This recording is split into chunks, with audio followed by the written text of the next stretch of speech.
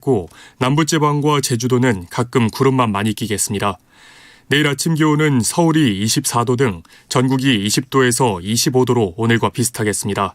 낮 기온은 대구 33도, 서울 30도 등 전국이 28도에서 33도로 폭염주의보가 내려진 전남과 영남, 제주 지역에서는 33도 안팎의 무더위가 이어지겠습니다. KBS 1라디오 5시 뉴스를 마칩니다. KBS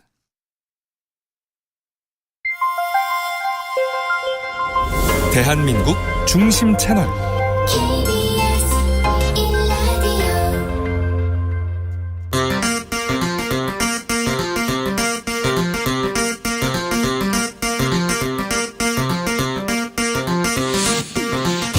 추진우 라이브.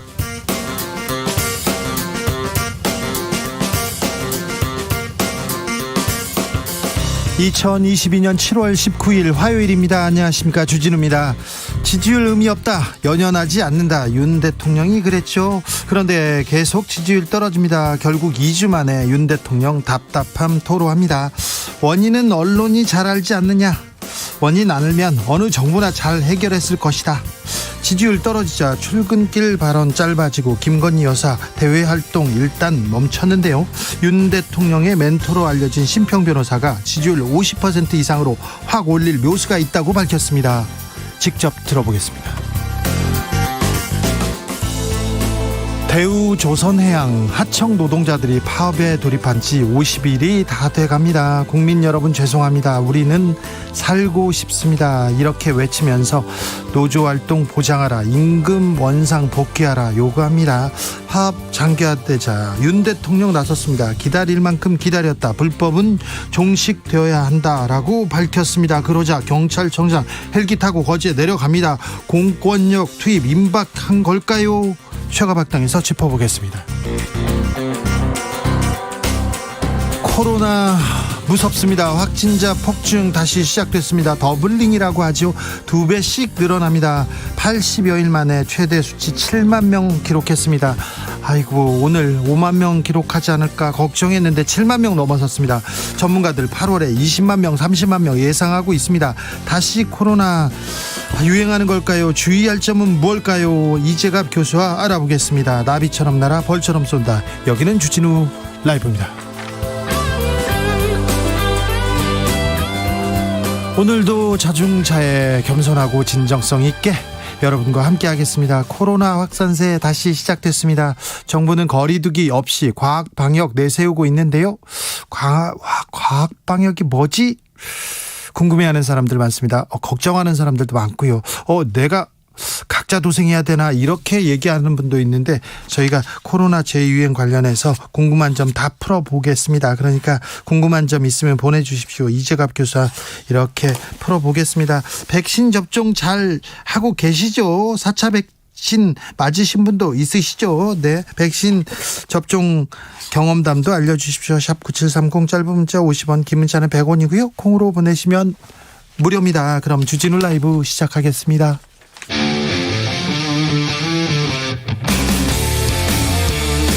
탐사보도 외길 인생 20년. 주 기자가 제일 싫어하는 것은?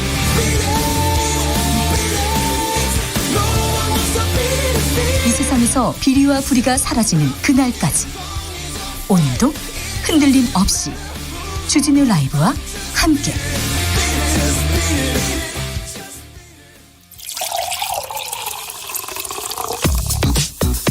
진짜 중요한 뉴스만 쭉 뽑아냈습니다. 주스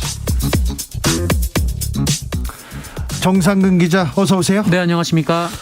윤석열 대통령 오늘 또 지지율에 대해서 한마디 했습니다. 네, 윤석열 대통령은 오늘 용산 집무실 출근길에 기자들과 만났는데요.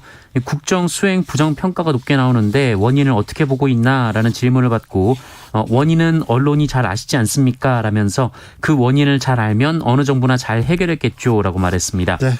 그러면서 열심히 노력하는 것뿐이라고 덧붙였습니다. 지난번에 별 의미가 없다, 신경 쓰지 않는다, 이런 얘기가 했었는데요. 근데 어느 정부나 잘 했겠죠, 이렇게 또 얘기를 합니다. 전 정권 얘기를 하다가 어느 정부나 언론이 잘 아시겠죠. 이 부분은 또 국민들이 어떻게 판단할지, 국민들은 이런 부분이 걸리는 것 같아요. 사적 채용 논란 또 불거졌어요. 네, 관련해서 오늘 보도가 나왔는데요. 이 주기환 전 국민의힘 광주광역시장 후보의 아들이 대통령 부속실에서 6급으로 근무하고 있는 것으로 확인돼 논란이 일고 있습니다. 주기환 전 후보는 윤석열 대통령이 지난 2003년 광주지검에서 근무할 때 검사와 수사관으로서 인연을 맺었는데요. 네. 이 특별수사의 두각을 나타내면서 윤석열 대통령이 지난 2011년 대검 중수부 검사 시절에도 함께 일하기도 했습니다. 네. 주기환 전 후보는 지난 2019년 광주지검 수사과장을 마지막으로 퇴직한 후에도 윤석열 대통령을 물밑에서 도운 것으로 알려졌고요. 이 대통령직 인수위원회에도 합류를 했다가 광주시장 선거에 출마를 했습니다. 대통령실은 주기환 전 후보의 아들 주모 씨가 대통령실에서 근무하는 것은 맞다면서도 주 씨는 지난해 대선 경선 캠프에 참여해서 인수위원회를 거치며 자질과 역량을 검증받았고 신원조회 등 내부 임용 절차를 거쳐 임용됐다라고 설명했습니다. 광주시장에 나온 주기환 후보, 주기환이 누구야? 광주에서 그랬습니다. 그때 나중에 알고 봤더니 윤석열 대통령과 친한 사람이다. 여기까지 나왔는데 이분 아들이 또 청와대에 있군요. 청와대가 아니라 대통령실입니다. 캠프에서 같이 활동하던 사람, 주변 사람들이 청와대에 이렇게 들어가서 일할 수 있습니다. 일할 수 있는데 이런 논란이 불거졌을 때마다 어떤 능력으로 어떤 일을 했다는 것을 좀 명확하게 얘기하면 국민들이 끄덕끄덕하고 넘어가지 않을까, 그런 생각도 해봅니다. 국민들이 이거 문제 있는 거 아니야, 공정과 상식이야, 이렇게 의문을 표하는 게 그냥 시비를 거는 게 아니고, 그냥 문제 삼는 게 아니고, 이거 너무 많은데, 너무 이상한데, 이런 의혹을 갖고 있다는 것도 조금 생각해 봐야 될 대목입니다. 오늘 아침에 윤석열 대통령 대우조선해양 관련해서 발언을 했습니다. 굉장히 주목되는 발언입니다. 네, 윤석열 대통령은 오늘 출근길에 기자들과 만난 자리에서 이 대우조선해양 하청업체 노동조합 파업 사태와 관련해 국민이나 정부나 다 많이 기다릴 만큼 기다리지 않았나라고 말을 했고요. 산업 현장에 있어 또 노사관계에 있어서 불법은 방치되거나 용인돼서는 안 된다라고 말했습니다. 오늘 오전 국무회의에서도 불법적이고 위협적인 방식을 동원하는 것은 국민도 용납하지 않을 것이다 라고 말했고요. 또 한덕수 국무총리 주재 아래에 긴급 장관회의가 어제 있었는데 이 불법적인 점거 농성을 지속한다면 정부도 엄중하게 대응할 수밖에 없다라고 압박했습니다. 엄정 대응, 그렇게 또 불법 얘기를 하기 시작했습니다. 대통령 입에서 이 파업에 대한 얘기가 나오자마자 경찰청장은 헬기 타고 거제로 갔고요.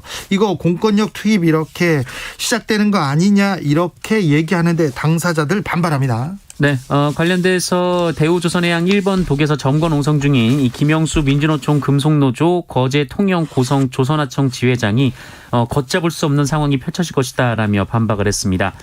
현재 대우조선해양 하청 노동자들 150여 명은 지난달 2일부터 5년간 삭감된 임금 30% 회복, 이 노동조합 인정 등을 요구하면서 48일째 파업을 이어가고 있는데요. 네. 유채한 부지회장은 지난달 22일부터 농성하죠. 네, 고공농성뿐만 아니라 가로 세로 높이 1m 철제 구조물 안에 들어가서 스스로 용접을 하고 자신의 몸을 감금한 상태에서 농성을 벌이고 있습니다. 난간에 올라가기도 했고요. 그 스스로 감옥을 만들어서 들어가서 지금 감금돼 있습니다. 그리고 20m 난간에 올라가서 생명을 두고 지금 투쟁을 하고 있는데, 이분들이 왜 파업하는 건지도 좀 고민해봐야 됩니다. 대우조선해양 어떤 사건이 떠오르시는지 모르겠지만 저는 이 사건 떠오릅니다. 몇 해 전이었습니다. 차장이었어요. 대우조선해양 차장이 200억 원 넘게 횡령해가지고 외제차 사고, 2억 원짜리 시계 차고, 자기 여자친구하고 뭐 해외여행 고가로 뭐 계속 가고, 뭐 건물 사고, 상가 사고, 아파트 사고. 그 책임을 하청 노동자들이 지고 있습니다. 5년 동안 계속해서 월급이 이렇게 깎여가지고 최저임금 조금 더 받는데요. 수십 년 동안 그 전문직으로 그 분야에서 기술을 이렇게 습득한 사람들인데, 왜 이 책임을 하청 노동자들이 이렇게 져야 되는지, 왜 파업하는지, 원청과 하청 구조, 그리고 하청의 비정규직들 어떤 대우를 받고 있는지 근본적인 해결책에 대해서 아무도 얘기를 안 하고 이렇게 공권력 파업합니다. 이분들 형사처벌 감수하고 또 파업하면 손해배상 청구 들어옵니다. 이거 감수하면서 파업에 나섰습니다. 정말 목숨을 걸고 파업에 나섰는데 왜 파업에 들어갈 수밖에 없는지 여기에 대해서도 조금 헤아려 줬으면 하는 생각이 됩니다. 그리고 기본적으로 대통령이 파업은 노사 자율로 풀어야 된다 이렇게 얘기했는데 얼마 전에도 그 얘기를 했는데 직접 불법 파업 얘기를 하면서 공권력 투입 임박했습니다. 이 문제도 잠시 후에 좀 자세히 좀 짚어보겠습니다. 국민의힘 정연주 방송통신심의위원장 사퇴하라고 요구했습니다. 네, 국민의힘은 오늘 정연주 방송통신심의위원장의 사퇴를 공개 촉구했습니다. 권성동 원내대표는 오늘 원내대책 회의를 마친 뒤 기자들로부터 박성중 과방위 간사가 방심위원장의 사퇴를 촉구했는데 이것이 당 공식 입장이냐라는 질문을 받고 공식 입장이라고 확인했습니다. 앞서 과방위 간사로 내정된 박성중 의원은 이날 회의에서 이 정연주 위원장에 대해 편파방송 봐주기 심의를 남발한다라며 민주노총 언론노조의 든든한 뒷배처럼 행동하는 정연주 위원장은 책임을 지고 사퇴하라라고 주장했습니다. 박성중 의원은 방심위가 대선과 지방선거 과정에서 307건의 선거 관련 방송 심의를 했지만 이 문제없음으로 처리한 148건 대부분이 보수 진영을 비판한 불공정 방송이었다라고 주장하기도 했습니다. 이 부분은 어떤 내용을 심의를 했는지 이 심의한 내용을 가지고 좀 짚어봐야 되는데 지금 국민의힘에서 언론 장악 없다 이렇게 얘기를 하고 나서 계속해서 방통위원장 물러가라 그다음에 방송통신심의위원장 물러나라 이렇게 얘기하고 있는데 이렇게 공개적으로 언론에 대해서 이렇게 얘기하는 게 맞는 건지 전 정권에서나 있었던 일인데 이게 언론의 자유 에는 어떤 영향을 미칠지 이 부분에 대해서는 심각한 고민과 토론이 필요한 것 같습니다. 언론노조는 권성동 원내대표 고발했습니다. 네, 국민의힘 권성동 원내대표가 얼마 전 이 전국언론노동조합이 KBS와 MBC를 장악하고 있다라는 취지의 발언을 했는데요. 언론노조가 이를 명예훼손 혐의로 경찰에 고소했습니다. 네. 방송통신심의위원장 관련된 얘기도 그렇고요. 방통위원장 관련된 얘기도 지금 권성동 원내대표나 지금 국민의힘에서 사실관계가 맞지 않은 주장을 하는 것도 좀 있습니다. 일단 사실관계 입각해서 비판하고 물러나라고 하고 그랬으면 합니다. 네, 사실관계를 명확하게 좀 확인하고 정치적 공세를 펼치는 것도 늦지 않습니다. 네, 좀 사실관계 다릅니다. 네, 박진 외교부 장관, 기시다 후미오 일본 총리 만났습니까? 네, 일본을 방문 중인 박진 외교부 장관이 오늘 오후 도쿄 총리관저에서 기시다 후미오 총리를 예방해 윤석열 대통령 한일 관계 개선에 대한 의지를 전달했다고 합니다. 이해람 중사가 사망한 부대에서 또 극단적인 선택이 있었습니다. 여군 간부의 선택이 또 있었어요? 네, 오늘 오전 8시 10분쯤 공군 20전투비행단 영내 독신자 숙소에서 21살 여군 하사가 숨진 채 발견됐습니다. 동료 부대원에 의해 발견됐고 극단적 선택으로 추정됩니다만 유서는 발견되지 않은 것으로 전해졌습니다. 자, 이런 사회적 타살이라고 볼 수 있는데 또 다시 이런 일이 불거졌습니다. 이 시스템 문제가 있다는 걸 또 반증합니다. 저희가 나중에 시간을 갖고 자세하게 살펴보겠습니다. 우상혁 선수 육상 최초로 세계 선수권에서 은메달 쾌거를 거두었습니다.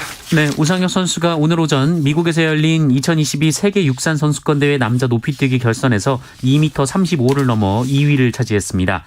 2m 37을 1차 시기에 성공한 현역 최고 점퍼 무타즈 에사 바심 선수를 넘지 못했지만 한국 육상의 새 역사를 썼고요. 네. 세계 최고의 점퍼 중 한 명으로 우뚝 섰습니다. 세계 선수권에서 또 메달을 딴 사람은 또 있었어요. 네, 김현섭 선수인데요. 네. 20km 경보였고 이 대구 대회에서 동메달을 땄었습니다. 네, 인하대에서 성폭행 사건이 있었습니다. 그런데 2차 가해가 너무 심각하다는 그런 보도 계속 나옵니다.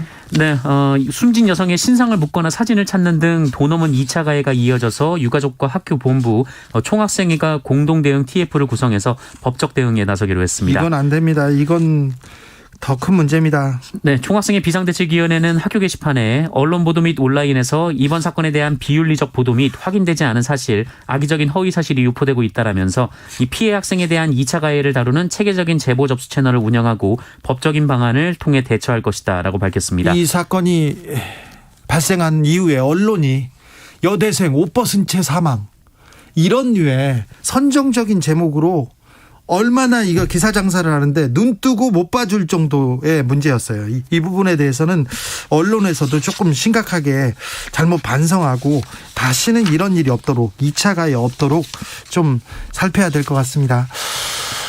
마이머스 원님입니다. 마이너스는 아니네요. 자랑스러운 KF-21 초도 비행 성공 너무 기쁩니다. 이렇게 얘기하는데 순수 기술로 국내 기술로 첫 전투기 KF-21 성공적으로 초도 비행 마쳤습니다. 방사청이죠. 방사청에서 오늘 3시 40분쯤 43분간 경남 사천에서 이렇게 첫 시험 비행 성공적으로 마쳤다고 밝혔습니다. 자랑스럽습니다. 코로나 확진자가 7만 명대입니다. 네, 오늘 코로나19 확진자가 7만 명을 넘었습니다. 7만 3,582명이었고요. 지난주와 비교하면 1.97배, 2주 전과 비교하면 4배 늘어서 더블링이 이어지고 있습니다. 네. 감염 재생산 지수는 1.58까지 올라갔습니다. 특별히 조심하셔야 됩니다. 주스 정상근 기자 함께했습니다. 감사합니다. 고맙습니다. 코로나 확산세 심상치 않습니다. 어이구. 윤석열 정부에서는 거리두기 없이 과학 방역하고 있다고 하는데요. 과학 방역 잘하고 있는지 좀 물어보겠습니다. 그리고 코로나 유행 어떻게 되는 건지도 좀 물어보겠습니다. 이재갑 한림대 강남 성심병원 교수, 안녕하세요. 네, 안녕하세요. 네, 교수님 어디 멀리 가셨다고 하던데요. 예, 지금 프랑스에 와 있습니다. 예. 프랑스 뭐하러 가셨어요? 학회가 있어가지고 학회 강의가 있습니다. 그래서 한국 코로나 방역 어떻게 했는지 좀 강의를 해달라 그래가지고요. 네. 예. 프랑스나 세계에서도 한국 코로나 방역에 대해서 관심이 있습니까? 예, 관심이 있어서 초대를 해서 한국이 어떻게 대응했는지 목요일에 강의가 있어서 지금 네. 여기 프랑스 마르세유에 와 있습니다. 네. 예. 좋은 데로 가셨네요. 근데 한국 코로나 방역 잘했다. 어떻게 했는지 그걸 알려달라고 해서 지금 강의하러 가신 겁니까? 그러니까 지금 한국하고 EU 과학자대회가 이번 주에 프랑스 마르세유에서 열리고 있고요. 네. 그래서 거기서 이제 한EU 공동 포럼 형태로 해서 진행이 될 것 같습니다. 알겠습니다. 코로나 확산세 심상치 않은데요. 7만 명 넘었어요. 현재 상황 어떻게 보고 계십니까? 네, 일단 이제 그 BA5의 영향도 있고 또한 여름철 매우 덥잖아요. 예. 비도 오고 막 이러다 보니까 실내 활동 늘어나면서 그리고 또 이제 국민들이 감염됐던 분들이나 또는 백신 맞은 분들의 면역이 떨어지면서 현재 이제 유행이 커지고 있는 상황인데요. 저희가 전문가들이 예측했던 것보다는 좀 매우 빠르게 증가되는 것 같아서 조금 고민이 좀 필요한 시기라고 볼 수 있을 것 같습니다. 더블링 현상 지속됩니다. 저 교수님께서 8월에 20만 명 대비해야 된다 계속 이렇게 강조했는데 그러면 빨라지는 겁니까?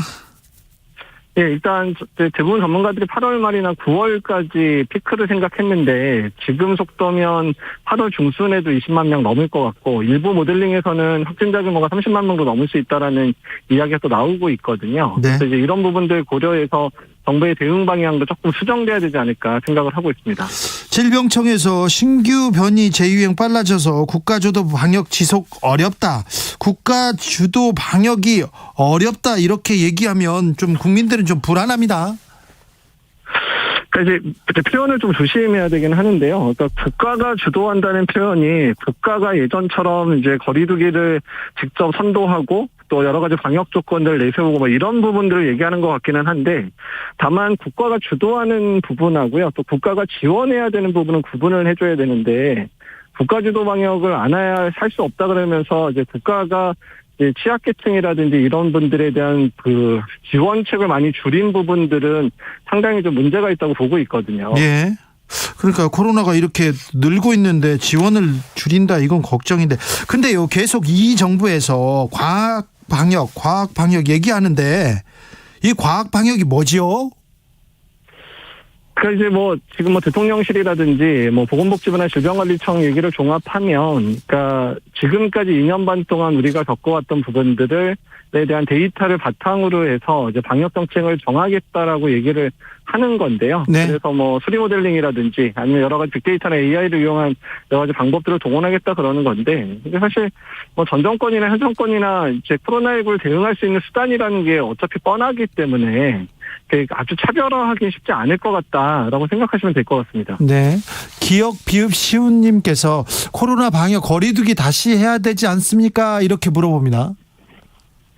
그러니까 이제 거리두기와 관련된 부분은 그러니까 이제 어느 국가나 거리두기는 의료 체계 대응이 힘들어지는 상황, 그러니까 의료 체계가 버티기 힘든 상황이 되면 거리두기를 강화하는 정책을 하고 있거든요. 근데 네. 아직 지금의 수준으로서는 의료 대응 체계가 부담을 갖는 정도는 아니기 때문에 네. 거리두기를 직접 동원하기는 아직은 좀 이르게 보고 있고요. 다만 상황이 악화돼서 의료 대응 체계 문제가 되면 또 긴급하게 적용해질 수도 있기 때문에 그 적용 시점이라든지 기준에 대한 부분들은 논의가 되어야 될 것 같습니다. 6254님께서 남편과 운동하면서 너무 잘 듣고 있습니다. 이렇게 얘기하십니다. 이분 일단 인격자십니다. 오늘 자녀 백신 4차 맞았는데 열감이 있어요. 이렇게 얘기하는데 괜찮으신가요, 교수님? 예, 뭐, 예방접종하고 하루 이틀 정도는 열감이랑 조금 이제 으슬으슬거리기도 하고 근육통이나 이런 게 있을 수 있고요. 예. 접종 부위도 좀 아플 수 있어서. 네. 자연스러운 면역 반응이라 보시면 될 것 같습니다. 네. 3123님은 저는 초등학교 학부모인데요. 아이가 올 초에 코로나 걸렸다 나왔어요. 그래서 굳이 백신 맞지 않아도 된다고 하시는 분들이 있는데 지금이라도 맞추는 게 나을까요? 교수님 알려주세요. 얘기합니다. 예, 특히 아이들 같은 경우에 오미크론에 대부분 감염이 됐는데요. 오미크론에 감염됐을 때 다른 변이에 대한 그 방어력이 매우 약하다는 얘기가 있습니다. 그래서 감염이 되든 안 됐든 간에 1차, 2차에 기초접종은 꼭 맞으면 좋겠다라고 권고를 하고 있거든요. 그래서 네. 접종을 지금이라도 하시면 올해 가을하고 겨울까지는 안전하게 보낼 수 있지 않을까 생각이 듭니다. 자, 7018님께서는 매일 청취하고 있다고 합니다. 67세 그 어르신인데요. 3차 접종은 모더나 접종했는데 4차 접종은 화이자로 접종해도 괜찮은지 궁금합니다. 이렇게 물어봅니다. 예, 일단은 이제 mRNA 백신 사이에서 교차 접종 다 가능하다고 돼 있기는 하고요. 네. 최근에 이제 옵션이 많이 늘어서 이제 뭐 그 노바백스 백신도 접종이 가능해서 이제 의사 선생님하고 잘 상의해서 백신 종류는 결정하시면 될 것 같습니다. 네. 백신 종류가 그렇게 중요한 건 아니죠. 예, 요새는 뭐 교차 접종해도 효과가 좋다고 돼 있고요. 또 예. mRNA 백신도 교차 접종해도 안전성이나 효과에 큰 차이는 없다라고 나와 있어서 어떤 예. 백신이든 그날의 몸 상태 생각해서 접종하시면 될 것 같습니다. 교수님 4차 접종률 좀 높아지면 확산세도 줄어들까요? 일단 지금의 4차 접종의 주된 목적은요. 그러니까 감염 예방 효과도 일부 있지만 감염 예방 효과는 10주 이상을 안 간다고 돼 있습니다. 근데 다만 고령층에서의 4차 접종 효과가 중증 예방 효과가 매우 강하기 때문에 의료 대응 여력을 이제 보존하기 위해서는 4차 접종의 고위험군의 접종이 반드시 필요하다고 보시면 될 것 같습니다. 그렇습니까? 고위험군 그리고 나이 드신 분은 꼭 4차 접종해야 되네요. 예, 그렇습니다. 네. 마르세유는 날이 덥다면서요. 근데 여기도 한 33도 정도 돼서 다른 프랑스보다는 좀 시원한 편이고요. 예. 그리고 여기가 지중해 기후라서 이렇게 아주 덥게 느껴지진 않네요. 한국보다는요. 그 동네도 코로나 걱정이 큽니까? 예, 프랑스가 지금 이제 그 피크를 지나가고 있거든요. 네. 프랑스가 최근 들어서 이제 BA.5에 의한 피크를 지나가고 이제 막 꺾일까 말까 이제 고지에 좀 도달한 상황인데요. 네. 현재 와봤더니 마스크를 거의 안 쓰고 다니시네요. 네. 그러면 마스크 쓰라고 거기서도 전도사 역할을 좀 하세요. 네, 그래서 저도 실내에서는 반드시 마스크 착용하는 모습을 보이는데 네. 다른 사람이 저를 더 의아하게 쳐다보고 있어서. 다른 의사들도 그렇습니까? 외국 의사들도 잘 안 쓴다면서요? 예, 외국 의사분들도 뭐 잘 안 쓰는 것 같기는 한데. 예. 그렇죠. 네. 휴가철에 해외 여행을 가도 되나 이렇게 생각하는 분들이 있습니다. 근데 해외에서 코로나 걸리는 경우도 많다는데 어떤 점 주의해야 됩니까? 예, 특히 이제 해외에서 코로나에 확진이 되면 바로 귀국하는 비행기를 탈 수가 없게 되거든요. 예. 그래서 증상이 있는 경우에는 조기에 진단을 빨리 받으셔야 되고 이제 격리 기간 지킨 다음에 검사 음성 확인하고 타야 되니까 되도록 현지에서 걸리지 않도록 노력을 많이 해주셔야 될 것 같습니다. 네. 지금 코로나가 많이 지금 확산되고 있는데요. 앞으로 우리는 어떻게 해야 됩니까? 마지막으로 당부 말씀 부탁드리겠습니다. 예, 앞으로 이제 이런 유행이 뭐 한 두세 번 정도, 큰 유행은 아니어도 두세 번 정도 되면서 엔데믹화 될 겁니다. 그래서 지금의 위기를 이제 슬기롭게 이겨낼 수 있게 이제 기본적인 우리 생활 방역에 해당되는 마스크, 뭐 손 씻기 잘 하시고 또한 고위험군은 예방접종 꼭 해주셔서 이번 위기도 국민들의 힘으로 잘 이겨냈으면 좋겠습니다. 앞으로 또 한 이런 코로나 또 정점이 한두 번 옵니까? 한 20만 명 또 10만 명 이렇게 늘었다가 그러면서 사라집니까? 예, 그러니까 변이 종류에 따라서는 어떻게 될지 모르겠지만 지금 형태의 변이라면 조금씩 이제 피크가 떨어지면서 이제 사그라드는 양상으로 2-3년 내에 가지 않을까 정도로 예측을 하고 있습니다. 네. 그 점점 변이가 생기면서 코로나는 약화되고 있는 건 맞죠? 뭐 약화되는 측면도 있고요. 오히려 사람들이 많이 걸리기도 하고 백신을 맞으면서 코로나에 대해서 강해지고 있다고 보시는 게 맞을 것 같습니다. 아, 그래요. 사람들이 백신을 맞아야 되겠네요.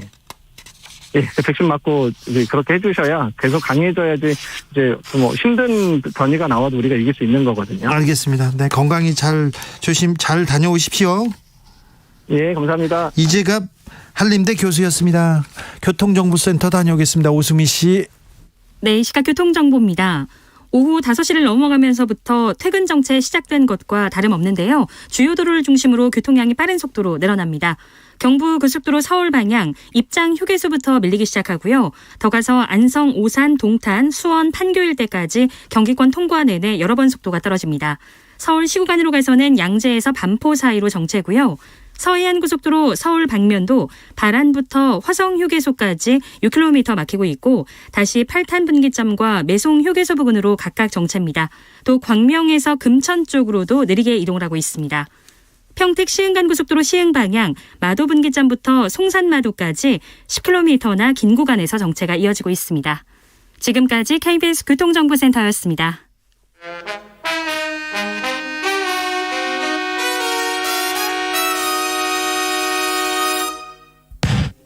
주진우 라이브 돌발 퀴즈.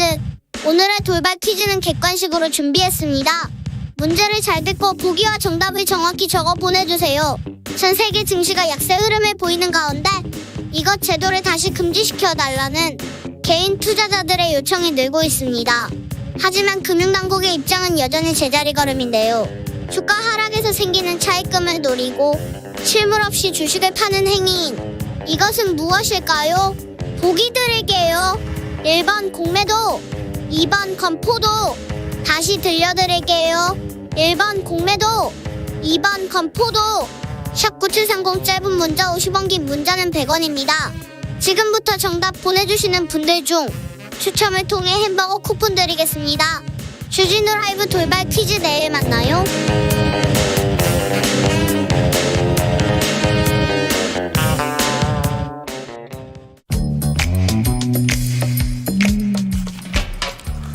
오늘의 정치권 상황 깔끔하게 정리해드립니다. 여당 야당 크로스 최가박과 함께 최가박당. 여야 최고의 파트너입니다. 주진우 라이브 공식 여야 대변인 두 분 모셨습니다. 최영두 국민의힘 의원 어서 오세요. 네, 안녕하십니까.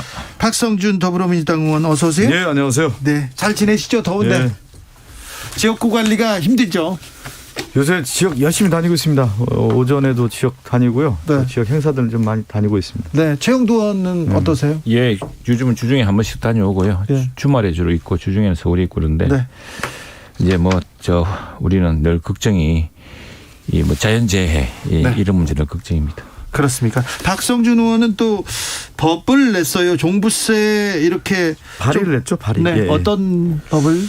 그러니까 지금 이제 종합부동산세 관련된 기준이 이제 2002년도에 처음에 이 노무현 정부 때 만들어졌는데요. 네. 한 20년 지난 시점에서 이제 기준에 대한 부분들이 이제 논란이 됐었는데 제가 낸 발의는 1가구 1주택자에게 종부세 기준이 지금 11억이거든요. 네. 기준을 이제 15억으로 이제 상향 조정을 하는데 그렇게 돼 보면 시세 기준으로 한 20억 정도 되는 겁니다. 네. 그분들에게는 이제 종부세를 면제하는 법안을 냈고요. 또 한편으로는 60세 이상이 이제 1가구 1주택일 경우에는 상속이나 증여할 때 납부할 수 있도록 유예해 주는 그 법안을 발의를 했습니다. 네, 그렇군요. 네. 네. 대우조선해양 하청업체 노동자들이 파업을 하고 있습니다. 여기에 대해서 윤 대통령이 한마디 했습니다. 국민이나 정부나 기다릴 만큼 기다리지 않았나, 이 발언 어떻게 보셨습니까, 박성준 의원님? 지금요? 네. 이제 지금 보면은 가장 뭐라고 할까, 이제 사안을 바라보는 핵심은 그분들이 왜 파업을 했을까에 대한 부분이잖아요. 네. 그러면 그 파업에 대한 원인을 보고 정부가 어떤 대책을 펼칠 건가에 대한 부분을 봐야 되는 건데 지금 윤석열 정부는 이 파업 자체가 잘못됐다라고 하는 부분을 가지고만 불법성을 가지고 접근하는 것 같아요. 그래서 근본적인 원인이 무엇인지, 그러니까 저임금에 대한 부분이라든가 그 당시 노동자들의 지금의 현재 노동자들이 어떤 대우를 받고 있는지, 그러면 그 처우에 대한 개선은 어떻게 할 것인지, 이러한 근본적 대책에 대한 깊이 있는 고려가 필요하다, 이런 말씀드리고 싶네요. 예. 예, 그건 원론이고요. 지금 이 사태가 좀 심각합니다. 그 제도 가보시면은 그 제도가 지금 이 문제로 굉장히 걱정을 하고 있습니다. 그제 해양조선의 노동자들도 걱정하고 있고 노동조합들도 걱정하고 있고 지금 모처럼 조선 경기가 살아나는 시점입니다. 그런데 원자재 가격이 올라가지고 지금 굉장히 어려운 상황입니다. 어려운 상황인데 이게 파업이 합법이죠. 파업은 노동자의 당연한 권리고 사업자의 불법은 엄단해야 되고 해야 되겠습니다만 이 사업장을 점거해서 하는 건 불법입니다. 사업장을 점거하면 안 됩니다. 그런데 지금 그동안 이제 관용을 해온 것이죠. 이제 우리 박 의원님 말씀처럼 거의 하청 노동자들이거든요, 이분들이. 네. 예, 원청 노동자들이 아닙니다. 하청 노동자들이니까 이거 원청 하청 관계가 있고 지금 이것이 대우조선 해양조선 노조가 책임질 문제냐 이런 또 복잡한 문제가 있습니다. 그러니까 하청 노동자들도 이게 지금 이 빚을 많이 내가지고 공적 자금이 들어가기 때문에 산업은행이 지금 사실 대주주를 하고 있거든요. 예, 예. 그러니까 산업은행이 책임져라 그러면서 지금 거기서 이제 크레인을 만들어 놓고 지금 대형 조선독에서 공정을 진행 못하도록 하고 있는 거거든요. 그래서 이 문제는 어쨌거나 법은 엄정하고 아주 공정해야 합니다. 첫 번째는 노동자의 불법이나 이런 것도 더 이상 관용되어서는 안 되고요. 그다음에 그 사업자의 불법은 뭐 당연히 엄단해야죠. 그것은 네네. 엄단해야 되는 문제입니다. 그래서 이 합법적인 파업이나 이건 보장할 텐데 지금 그 하청 노동자들의 어려움을 알죠. 다 아는데 이걸 푸는 방법을 찾아야지. 이걸 도리어 그냥 지금 마침 이 조선경기가 조금 나아질 수가 있어서 하는데 현재 지금 1조 원의 매출 고정비 손실이 있습니다. 그리고 이것 때문에 협력사들이 줄폐업당하게 생겼습니다. 다수의 근로자들 생계도 위협하고 있습니다. 그리고 지금 산업은행에 지금 통해서 이 거제조선 이 조선소에요. 2015년 이후에 7조 원 넘게 우리 국민 세금이 들어가고 있습니다. 예. 이런 상황을 살펴서 저희들이 노동자들의 파업 자체를 엄단하고 불법한 건 아닙니다. 노동자의 파업은 보장돼야 되고 사측의 불법도 당연히 엄단돼야 됩니다. 그리고 하청 관계에서 불법이라든가 불공정 문제도 신속히 가려내야 될 것이고요. 그러나 네. 사업장을 점거하는 것은 이건 불법이다. 그러니까 저는 이런 얘기를 꼭 드리고 싶어요. 이제 대우조선 해양 하청업체 노조 파업에 대해서 이제 기다릴 만큼 기다리지 않았나 하면서 이제 공권력 투입에 대한 것을 시사하고 있지 않습니까? 저는 이런 얘기를 해야 되는데 이 윤석열 정부가 지금 핵심들이 과거 이명박 정부에서 일했던 사람들의 핵심을 이루고 있다, 이런 얘기를 많이 하고 있거든요. 네. 그 대처 방법이 좀 비슷한 것 같아요. 과거에 이명박 정부가 무리한 공권력 투입해서 어떤 일이 일어났습니까?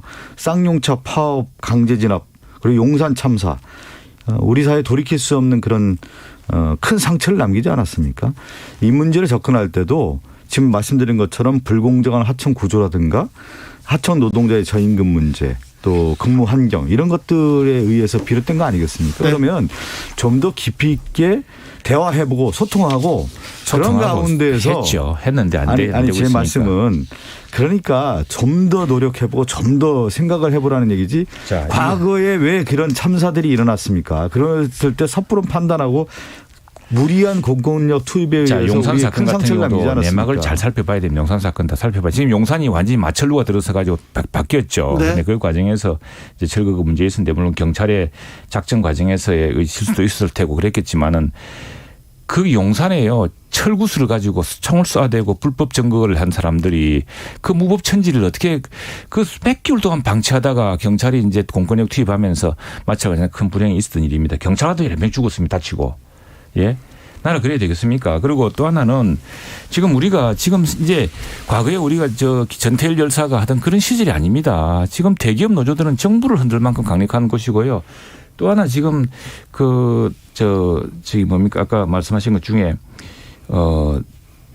과거 정부 이렇게 이야기하는데 이런 겁니다. 지난번에 그 우리 자동차 부품 회사에서 노조가 회사를 점거해 가지고 간부를 폭행을 했어요. 감금을 하고. 그럴 때 경찰이 뭘 했습니까? 경찰은 최소한의 법원직 지키죠. 또 하나 답답한 점은 원래 보수당은 외교안보 분야에서 이 뭐 레드 컴플렉스 같은 거를 불식시키면서 큰 좀 진일보한 남북 정책을 세우고 원래 민주당 좀 진보적인 정당이 접근할 때는 노동 문제를 해결해 줘야 됩니다. 뭐 했습니까? 지난 4년, 5년 동안 이 문제에 대해서. 정말로 우리 어려운 하청 원하청 관계 문제 그리고 정말 비정규직 노동자 문제 해결하기 위해서 무슨 노력을 하셨습니까? 아니 그러니까 전임 정부 또 얘기할 필요가 없는 전임 정부가 아니라 그래서 이 문제는 그런 구조적인 문제가 있다고요. 여기 관계자들은 구조적인 문제가 있는데 지금 현재의 문제를 과거하고 자꾸 그래서 연결해서 이 문제가 구조적인 것이기 때문에 함께 지금 문제를 문제죠. 해결하는 것은 윤석열 정부란 말이에요. 네, 윤석열 정부가 이 문제를 해결하는 것이 전임 정부에 대한 탓을 돌릴 필요가 없고 지금 그러면 60일 이상 된 시점에서 사태 해결해서 현 정부가 무엇을 했냐 이렇게 질문을 해야 되는 잠시만요. 거죠. 최영두 의원도 사측 책임에 대해서 또 물어야 된다. 불법과 불공정을 그럼요. 막아야 된다. 이 얘기를 했는데 그럼요, 네. 대통령이 지나가면서 기다릴 만큼 기다렸다 얘기하자. 바로 공권력 투입에 대해서 다 생각합니다. 그러자마자 대통령실에서는 이거 공권력 투입을 의미하는 것은 아니다. 이렇게 설명을 또 하고 있어요. 이게 또 국민들은 이게 뭐지 이렇게 생각합니다. 자, 그 공권력은 엄정해야 됩니다. 공권력은 왜 공권력이라 합니까? 공정한 권력을 행사하고 국민의 재산과 안전을 보장하라고 하는 거 아닙니까? 그렇죠. 누구 편도 들지 말고 불법에 대한 선을 분명히 그어야 됩니다. 경찰관들이 불법 시위대한테 폭력 시위대 맞아 터지고 그렇게 되는 것이 옳은 게 아니지 않습니까? 그러면 안 되죠. 그리고 또 하나 이 아무리 파업도요. 이 파업도 지금 파업은 스스로 노동력을 제공하지 않음으로써 사업장 사업주 사측을 압박하는 겁니다. 우리가 노동을 제공하지 않겠다. 그래서 하는 것인데 노동을 제공하지 않는 걸 넘어서서 공장 자체를 마비시키고 공장을 점거하고 이렇게 하는 것은 그건 지나친 것이거든요. 이것은 OECD 룰에도 맞지 않습니다. 그래서 그 부분을 지금 사실은 참을 만큼 참았죠. 이 문제는 아까 내가 왜 민주당 탓하는 게 아니라 지금 여야가 함께 이런 근본적인 문제를 해야지 지금 정권이 바뀌었다고 이제 누가 다 책임져라 이렇게 할 수 있습니까? 그러니까 저는 이런 얘기를 드리고 싶어요. 앞으로 지금 우리나라 경기도 그렇고 전 세계 경기가 상당히 어렵기 때문에 이 대우조선 해양 문제뿐만 아니라 노동 현장에서 이런 문제들이 많이 발생할 가능성이 큽니다. 그렇죠. 이제 시작이라고 해도 과언이 아닐 정도일 것 같아요. 네. 이런 것들이 이제 분출했을 때 윤석열 정부가 어떻게 하느냐에 대한 바로미터가 되는 거예요. 지금 굉장히 관심 많습니다. 관심이 많고 그래서 좀 더 이 문제를 그냥 공권력 시사로만 접근할 것이 아니라 이 문제의 근본적 그러니까 지금까지 윤석열 정부 들었는데 노사 문제를 어떻게 했다는 그 방향성도 지금 정해져 있지 않은 거 아니겠습니까? 자, 여기까지 하고요. 국회는 원구성 한답니까? 연답니까? 원구성 해야죠. 원구성하고 지금 저희들은 좀 상임위원 다 배정을 다 했습니다. 지금 2달째 이 얘기를 하고 있는 것 같은데 이번에는 합니까?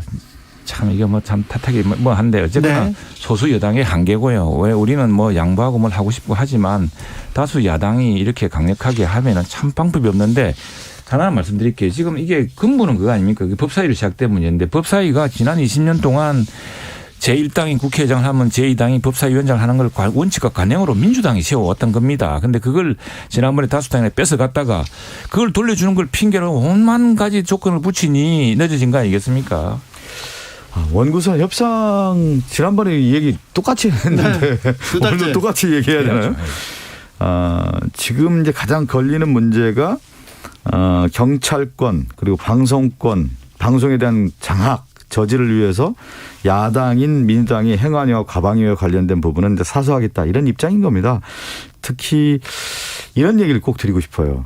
민생이라는 것은 이제 정치의 목적이고 원구성 협상은 민생을 위한 수단 아니겠습니까? 그러니까 지금 윤석열 정부의 흐름을 보면 지지율이 이제 하향 국면에 들어가면서 특히 이제 언론과 관련된 부분하고 행정에 있어서 경찰권 이번에 너무 집착하는 모습이란 말이에요. 여기서 물어보겠습니다. 네. 언론인 출신 최영두 의원님, 언론노조 출신이 방송 장악해서 KBS, MBC 장악해서 좌지우지한다, 주물른다. 이거는 좀 사실관계가 다르지 않습니까? 사실이죠. 왜 사실관계 아닙니까? 사실입니까? 다 아는 공공연한 비밀인데 우리가 저는요 사실은 저도 방송계를 많이 지켜보는데 정권 교체보다 더 무서운 게 방송계의 이런 알력과 갈등입니다. 아니, 특히 그런데. 그래서 마침 이게 무슨 언론노조가 고소했다 그러네요. 그렇으면은 한번 진짜 수사를 해서라도 밝혀봅시다 한번. 밝혀보자고요?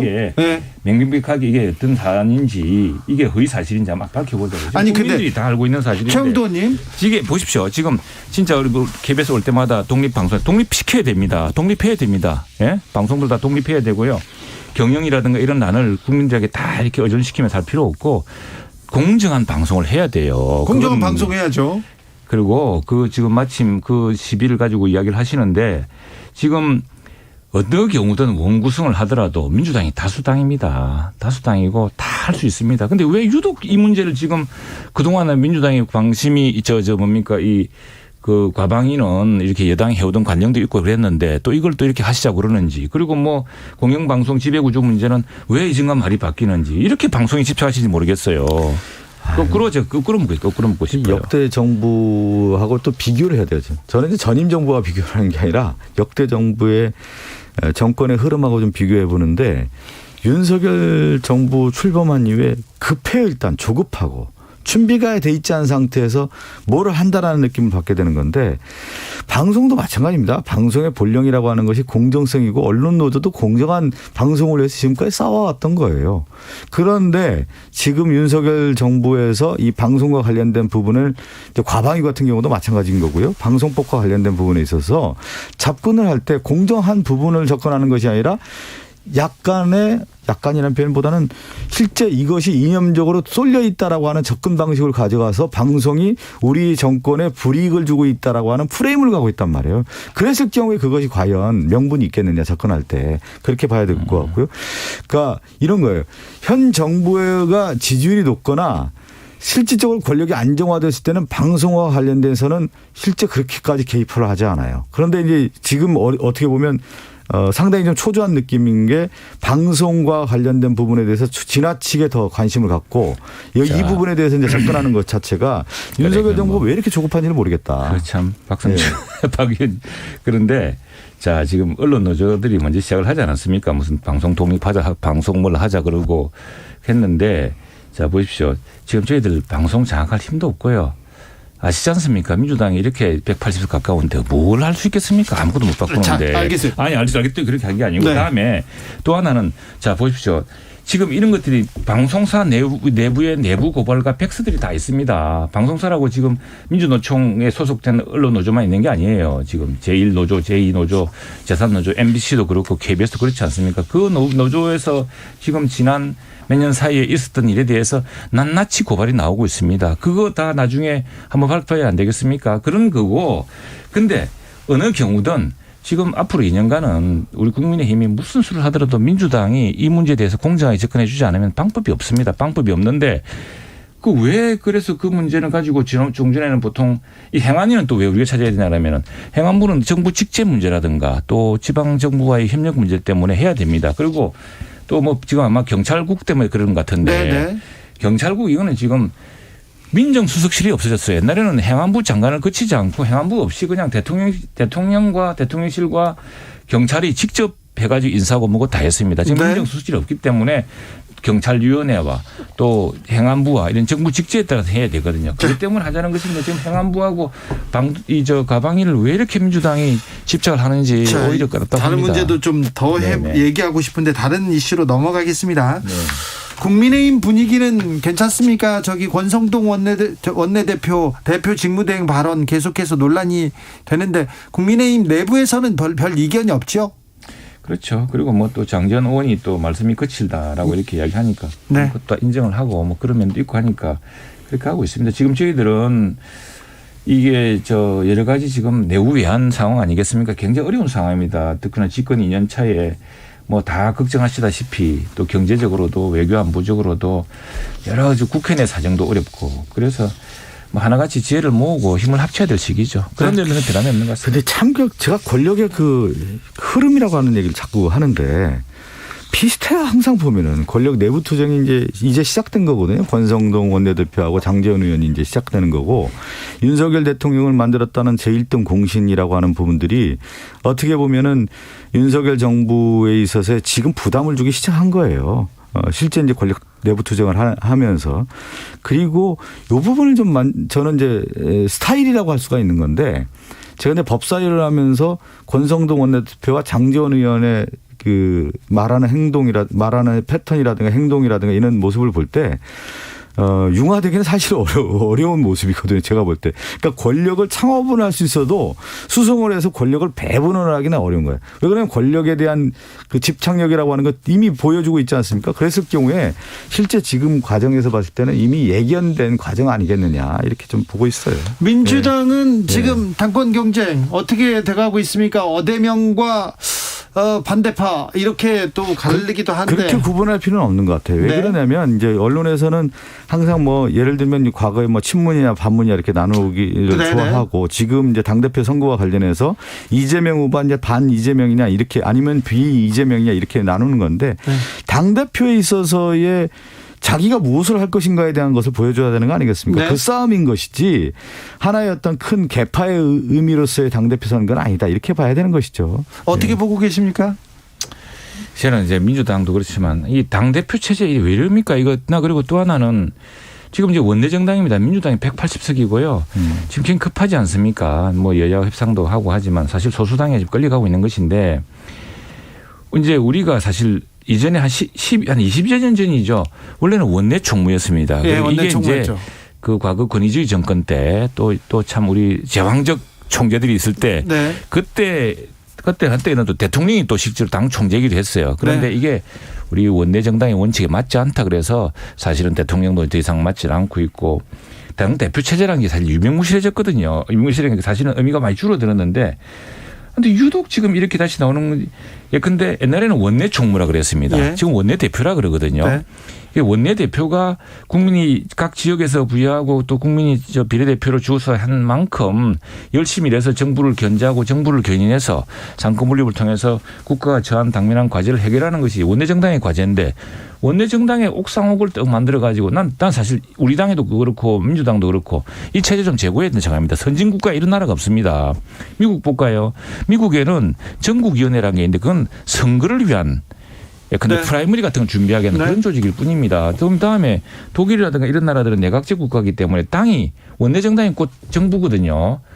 그런데 우리만 유독 이전에 권위주의 정부 시대 제왕적 총재 시절에 있던 유무를 해가지고 지금 민주당은 더 딜레마에 빠진 게 두 분의 선거에 패배하고 특히 최근 선거에 대패를 가져왔던 분이 당대표 하겠다고 또 하니 온 당이 또 뭐 나눠지고 그러지 않습니까? 우리 당도 지금 전당대회 하면 안 된다고 생각합니다. 왜냐?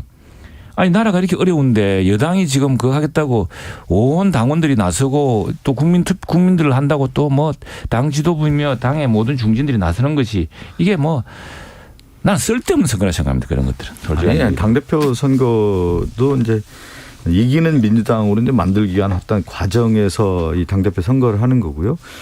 리더십 체제에서 이제 두 가지로 나눌 수가 있는 것이죠. 국회 안에서 이제 원내대표 역할이 있는 거고, 큰 선거, 대통령 선거라든가 이런 지방선거라든가 국회의원 선거에서의 당대표 역할. 이 당대표는 다음 차기 2024년 총선을 진두지휘하는 당대표이기 때문에 매우 중요한 선거고요. 그렇기 때문에 민주당이 혁신하고 변화하면서 이길 수 있는 정당으로 만들고 특히 정책 정당으로 더 만들어가면서 국민에게 신뢰를 받는 당대표 선거이기 때문에 8월 28일 당대표가 누가 선출되느냐에 따라서 민주당의 향후의 향배가 결정된다고 볼 수 있는 네. 중요한 선거인 겁니다. 당이 분열될 가능성이 있을 것 같아요 보니까. 아니, 왜 일반 언론이 이렇게 보고 있네요 보니까. 그런데 그렇지 난 않아요? 그래서 참 옥상옥이다. 이게 우리 정치를 후퇴시키는 지금 체제다 이렇게 생각이 듭니다. 국민의힘 윤리위 문제 또 뭐 그렇죠. 네. 예, 그건 뭐. 그 김성태 전 의원과 염동열 전 의원이 각각 당원권 정지 3개월 네. 징계 처분 받았죠. 우리 윤리위가 뭐 당 지도부 눈치도 보지 않고 당의 사정도 보지 않고 과감하게 윤리적 기준에 따라서 하고 있지 않습니까? 나는 뭐 그 좋다고 봅니다. 그렇게 해야 되는 거고. 다음에 이게 뭐 이준석 대표와 그런 문제 관계 없으니까 다 개별 케이스로 개별의 윤리적 기준 판단, 개별의 어떤 경우를 우리 엄정한 윤리적 기준으로 당원의 그 품위에 맞는 것이냐 판단하는 것이고요. 아이고 이런 것들 좀 민주당도 봤으면 좋겠습니다. 뭐 1심 판결이 나와도 그냥 방치하고 좀 이런 상황들 우리 정치 발전에 결코 도움이 되지 않습니다. 네. 아니 근데 민주당이 바라볼 게 아니라 그 국민의힘도 이제 기준을 정확하게 해야 되죠. 이준석 당대표는 뭐 6개월 징계를 받았잖아요. 근데 사실 뭐 수사도 안 되고 법적인 판단도 나오지 않은 상태에서 윤리에 의한 6개월 징계인 거고 김성태 전 의원 같은 경우는 염동열 전 의원 같은 경우는 각각 윤리위에서 3개월 받았다고 하는데 법적 판단을 받았다고 하면은 제가 또 이번에 자료를 보니까 뇌물수수, 직권남용 등의 혐의로 최종심에서 형이 확정된 경우는 탈당 권유 이상의 징계를 행함으로써 원칙을 정한다. 이렇게 특례 조항까지 있더군요. 그 특례 조항이 적용이 안 된 거잖아요. 이런 거 보면.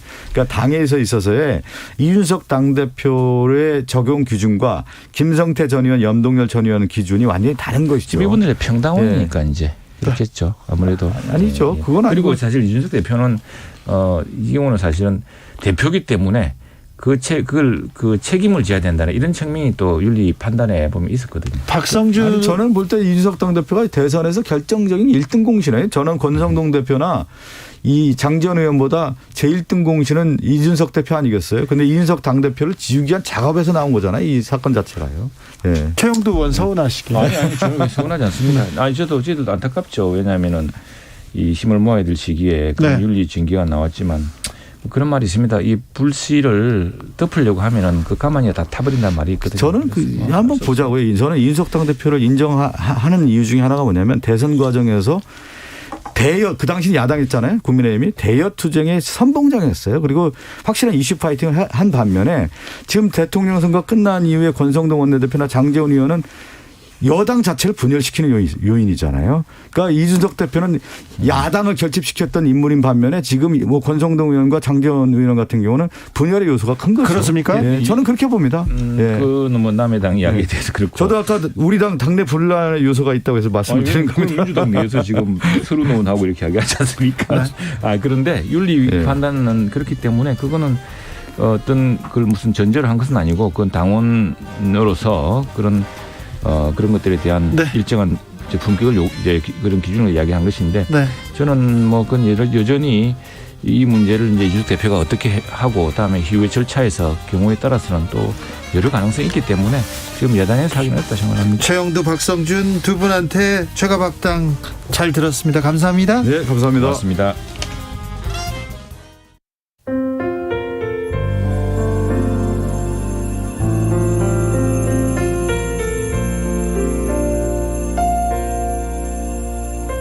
KBS 라디오 연중기획 희망충전 대한민국 491번째 이야기. 안녕하세요. 아나운서 이현주입니다. 시운의 가족은 도시에서 1시간 반 정도 떨어진 작은 섬에 살고 있습니다. 5살 시우는 이따금씩 엄마와 함께 배를 타고 나들이를 떠나는데요. 두 사람의 목적지는 발달지연 판정을 받은 시우가 언어치료를 받을 수 있는 치료실입니다. 늘 비슷한 여정이지만 세상과 소통이 부족한 시우는 치료실에 가는 날이 그 어느 때보다도 즐겁습니다. 우울증에 시달리는 엄마는 시우를 비롯한 삼형제를 키우면서 몸과 마음이 꽤 지쳤는데요. 그래도 치료를 받을 때마다 조금씩 나아지는 시우 덕분에 힘이 납니다. 시우네 가족이 더 힘을 낼 수 있도록 여러분이 따뜻한 격려를 보내주세요.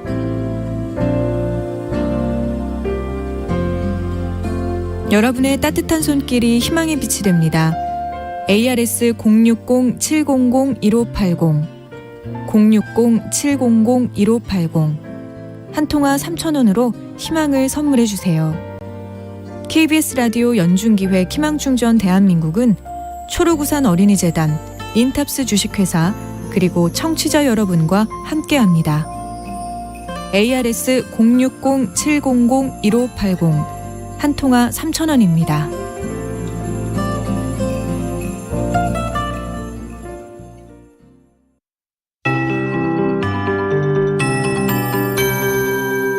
KBS 58분 날씨. 요즘 하루하루 날씨가 달라서 외출 전 고민이 많으실 텐데요. 오늘은 일부 중부와 경북에 소나기가 내린 가운데 남부지방의 무더위가 기승이었습니다. 한낮에 34도까지 올랐던 대구가 지금도 32도에 머물고 있습니다. 찜통더위 속에 대기가 불안정해서 저녁까지 경기 동부와 강원, 충북, 경북 북부에 소나기가 오는 곳이 있겠습니다. 내일도 오늘만큼 무덥겠습니다. 전남과 경상권, 제주도에 폭염주의보가 내려진 가운데 한낮 기온 서울과 부산이 30도, 강릉, 대전, 광주 32도, 대구는 33도, 제주 32도 안팎까지 오르겠습니다. 남부지방은 자외선이 오늘보다도 더 강하겠습니다. 내일 밤부터는 또다시 장맛비가 오겠습니다. 전국 대부분 지역에 비가 시작돼 수도권과 충청권은 모레 새벽까지 오다가 그치겠고요. 그 밖의 지역은 오전까지 이어지는 곳이 있겠습니다. 이번에도 충청 이남에 비가 집중되면서 20에서 최대 70mm가 오겠고 수도권과 강원도, 울릉도, 독도는 5에서 30mm 정도가 오겠습니다. 비가 오고 나면 남부지방의 기온이 2, 3도가량 떨어지겠고요. 그래도 대부분 30도 안팎을 유지하며 후텁지근하겠습니다. 토요일엔 중부와 전라권에, 일요일은 전국 대부분에 비가 내릴 전망입니다. 지금 서울의 기온 29.1도입니다. 박다효입니다.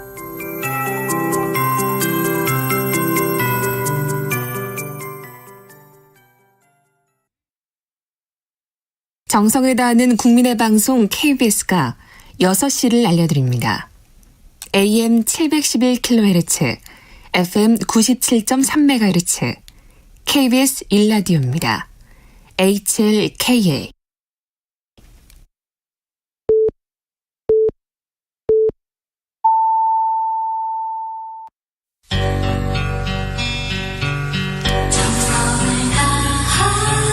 정성을 다하는 국민의 방송 KBS 주진우 라이브. 그냥 그렇다고요. 이 시각 라디오 정보센터 뉴스입니다. 높이뛰기의 간판 우상혁이 한국 육상 최초로 세계 육상 선수권 대회에서 은메달을 획득했습니다. 우상혁은 오늘 미국 오리건주 유진 헤이워드 필드에서 열린 세계 육상 선수권 대회 남자 높이뛰기 결선에서 2m 35를 넘어 2위를 차지했습니다.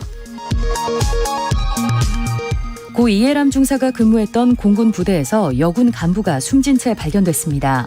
A 하사는 지난해 3월 임관했고 한 달 뒤에 현재 보직을 받은 것으로 전해졌습니다. 군사 경찰과 민간 경찰은 정확한 사망 원인을 조사하고 있습니다.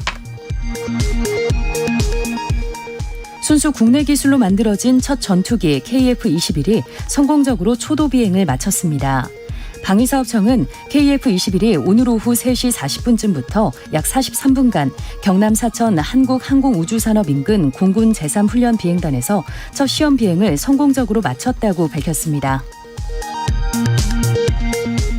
지난주 코로나19 위험도가 중간을 유지한 가운데 전파력이 강한 BA.5 변이 검출률이 52%로 절반 이상을 차지했습니다. 대부분의 연령대에서 하루 평균 발생률이 증가했지만 특히 10대 발생률은 일주일 새 2.4배가 늘어 모든 연령층 가운데 가장 빠르게 증가했습니다. 지금까지 라디오 정보센터 조진주였습니다.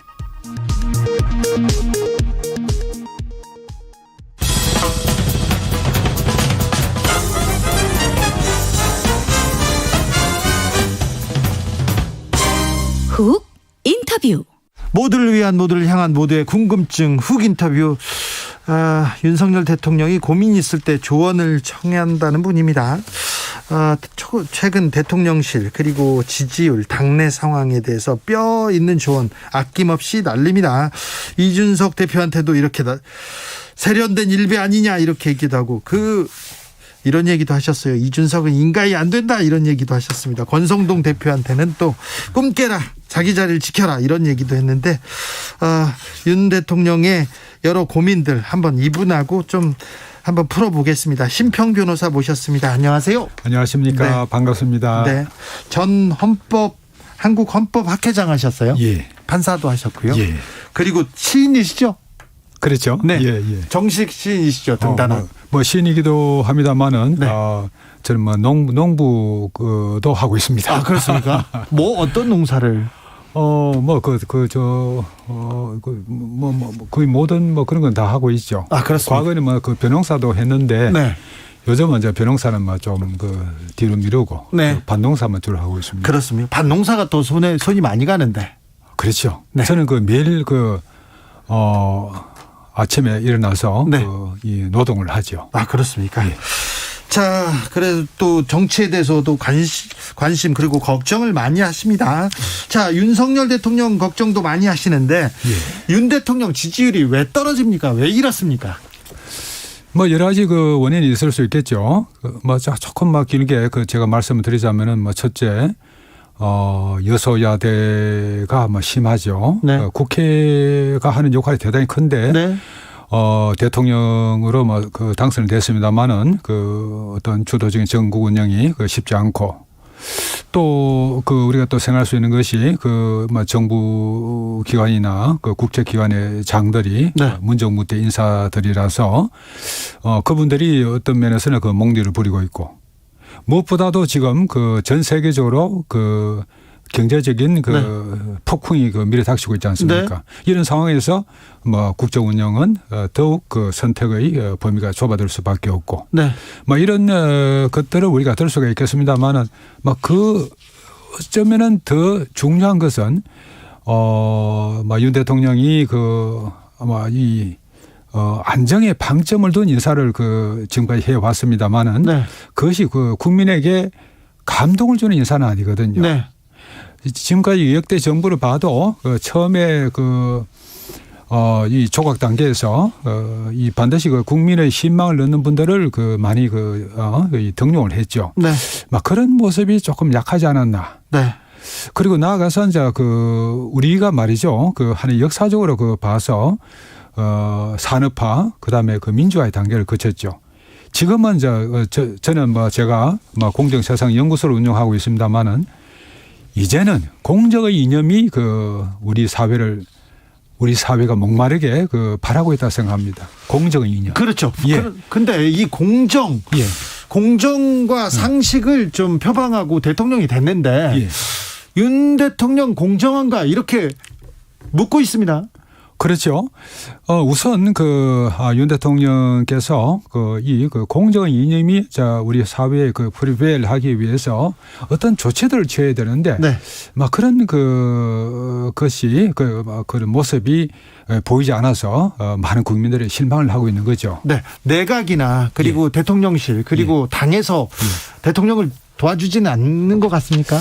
지금 아까 말씀드렸다시피 윤 대통령께서 이 서식이 쉬운 그런 분들을 이제 내각이나 그렇게 등용을 했습니다만은 좀 독자적으로 우리 사회를 진정으로 개혁해 나가기 위해서 또 이 우리 사회에 있는 갈등을 해소해 나가기 위해서 이 공정의 이념을 어떻게 실천할 것이냐 여기에 관해서 확실한 비전과 청사진을 제시할 수 있는 그런 인물들이 지금 윤석열 정부에는 희소하다고 판단합니다. 지금 윤석열 대통령을 애정하는 분이셔서 이렇게 말을 그렇게 해서 그런데 아무튼 지금 윤석열 정부의 인사 좀 부족했다. 감동도 부족했고 지금 공정도 부족했다. 이렇게 생각됩니다. 자, 저는 그렇게 얘기하고요. 자, 그렇다면 지지율 만회를 위해서는 어떻게 해야 됩니까? 지금 또 지지율 하락의 주된 원인으로서 당 내분이 될 수가 있겠죠. 그러나 당 내분은 얼마 가지 않아서 수습될 것으로 봅니다. 네. 제가 이 지지율을 제고하기 위해서 윤 대통령께서 취하실 방책, 그것을 제가 말씀을 드린다 그러면은 지금 우리 현대 사회에서 보수건 진보건 간에 이 사람들이 어떤 권력을 잡은 측에서는 항상 기득권자로서 변해가지고 자기나 또 자기 자식들에게 대물림하기 위해서 많은 국가 제도의 변개를 깨워왔습니다. 이러한 현상을 우리가 앞에 두고서 바로 시정을 해나가는 조치를 보이지 않는다면 절대 국민들은 납득을 못합니다. 그 변개를 해온 세 가지 분자가 있습니다. 첫째는 대학 입학이라든지 교육 제도에 있어서 가진 자들의 자식들이 우대를 받는 식으로 계속 변개돼 왔죠. 또 공무원 채용에 있어서 공정한 채용을 보장하지 않고 계속해서 특별 채용을 늘려왔습니다. 네. 그리고 법조인 양성 제도에 관해서 보자면은 로스쿨 제도, 뭐 거기서는 이 완전히 그 기득권자들의 그 플레이그라운드로 그 변한 거 아닙니까? 네. 이러한 현상을 그냥 그대로 두고서 아무리 그 공정과 상식을 말해본들 그것이 국민들한테 피부로 느껴지겠습니까? 변호사님이 특별히 저 로스쿨 부분에 대해서 굉장히 좀 비판도 하셨는데 예. 변호사님이 지금 말씀한 것 중에 지금 대통령실에서 사적 채용 그 부분이 계속 지금 줄줄이 나오고 있어요. 그래서 국민이 납득하지 못하고 있습니다. 저는 이제 그 문제에 관해서는 죄송하지만은 그 사적 채용이라는 그 단어는 네. 어떤 면에서는 이 편견이 들어간 그 용어가 아닌가, 프레임을 씌운 용어가 아닌가.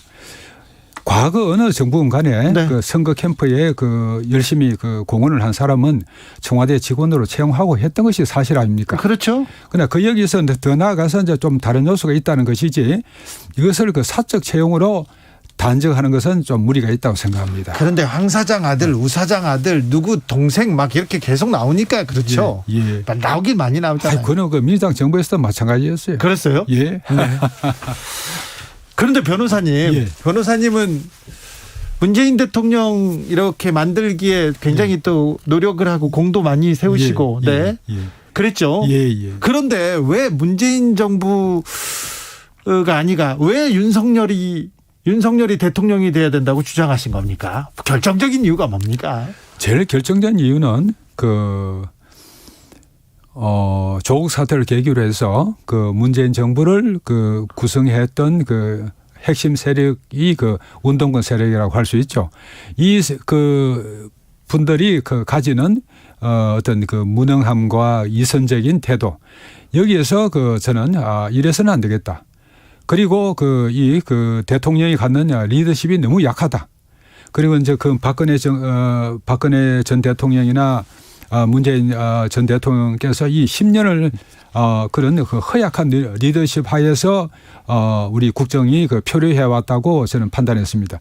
그래서 이 좀 더 강력한 리더십을 갖춘 대통령이 요구된다는 그것이 하나의 시대 정신이라는 저는 막 그렇게 판단을 하고 거기에 가장 맞는 사람은 윤석열이라고 저는 판단하고 지지를 한 거죠. 강력한 리더십을 가질 수는 있으나 이 윤 검사는 정치적 경험도 없고 정치적 그리고 공적인 이런 판단을 해본 경험이 별로 없지 않습니까? 그 검사가 하는 그 일의 대부분은 공적인 판단이죠. 아니 공적인 판단이긴 하지만 이게 정치력하고 좀 다르지 않습니까? 이 청와대 대통령실 가면서 기자들을 만나서 하는 도어 스태핑이라고 합니다. 약식 기자회견에서도 검사의 언어가 계속 나와서 대통령의 언어가 아니어서 지금 지지율도 조금 출렁이고 있고 그런 부분은 보이지 않습니까? 그렇게 볼 수도 있습니다만은 우리 지금까지 헌정사에서 과연 도어 스태핑을 할 수 있는 사람은 이전부터 지금까지 모든 정치인들 중에서 윤석열밖에 없다고 저는 생각합니다. 아, 그래요? 예. 과거에 그 도어 스태핑 한 대통령이 계셨습니까? 아니, 없었죠, 지금까지. 지금 있는 그 정치인들 중에서 그분이 대통령이 돼가지고 도어 스태핑을 할 만한 분이 주세님 생각나십니까? 저는 없다고 봅니다. 그래요? 예. 저는 김대중 대통령이나 노무현 대통령 다 잘했을 것 같습니다. 하지는 않으셨죠. 네. 그분들 같으면 지금의 시대에서 하실 수 있다고 생각합니다. 그러나 지금 있는 정치인들 중에서는 그것을 할 수 있는 사람은 윤 대통령밖에 없다고 생각합니다. 그러면 지금 도어 스태핑이 지금 조금 논란이 있지만 잘하고 있다고 이렇게 보시나요? 잘하고 있는 거죠. 잘하고 있습니까? 예. 그 국민과의 소통을 위해서 그렇게 노력하지 않습니까? 아니, 그러면 아주 잘하고 있다고 생각합니다. 소통을 위해서 노력한다. 거기까지 신선하다. 거기까지는 알겠는데 거기에서 논란이 계속 나오지 않습니까? 이게 가장 중요한 문제가 아니고 가장 중요한 이슈가 아닌데 다른 발언, 다른 단어가 이렇게 크게 기사화되고 그런 거는 조금 사회적으로 조금 논란이 되고 조금 이건 바람직하지 않는 점도 있는데요. 예, 물론 윤 대통령이 좀 더 세련된 방식으로 도어 스태핑이나 또 이 국민과의 접촉 기회에서 그렇게 말씀하시는 게 바람직하겠죠. 네.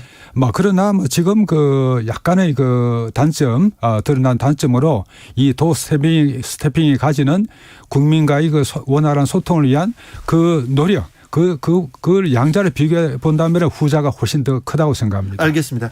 국민의힘은 대통령을 잘 돕고 있습니까? 지금 정부를 잘 잘하고 있습니까? 권성동 직무대행 체제는 잘 되고 있습니까? 지금 뭐 많이 좀 비극거리고 있죠. 네. 글쎄요, 저는 뭐 권성동 원내대표를 그렇게 잘은 모릅니다만은, 이분이 원내대표 겸 당 대표 권한 대행, 네. 대행, 양자를 겸직하는 것은 좀 문제가 있는 것이 아닌가. 또 그리고 항상 그렇습니다. 힘이 한쪽으로 집중되면은 결과는 좋지 않죠. 예. 그런 면에서 이 지금의 권성동 대행 체제가 갖는 위험성이 있다고 봅니다. 네. 그럼 어떻게 해야 됩니까? 글쎄요. 저는 거의 다 전문가는 아닙니다만, 네.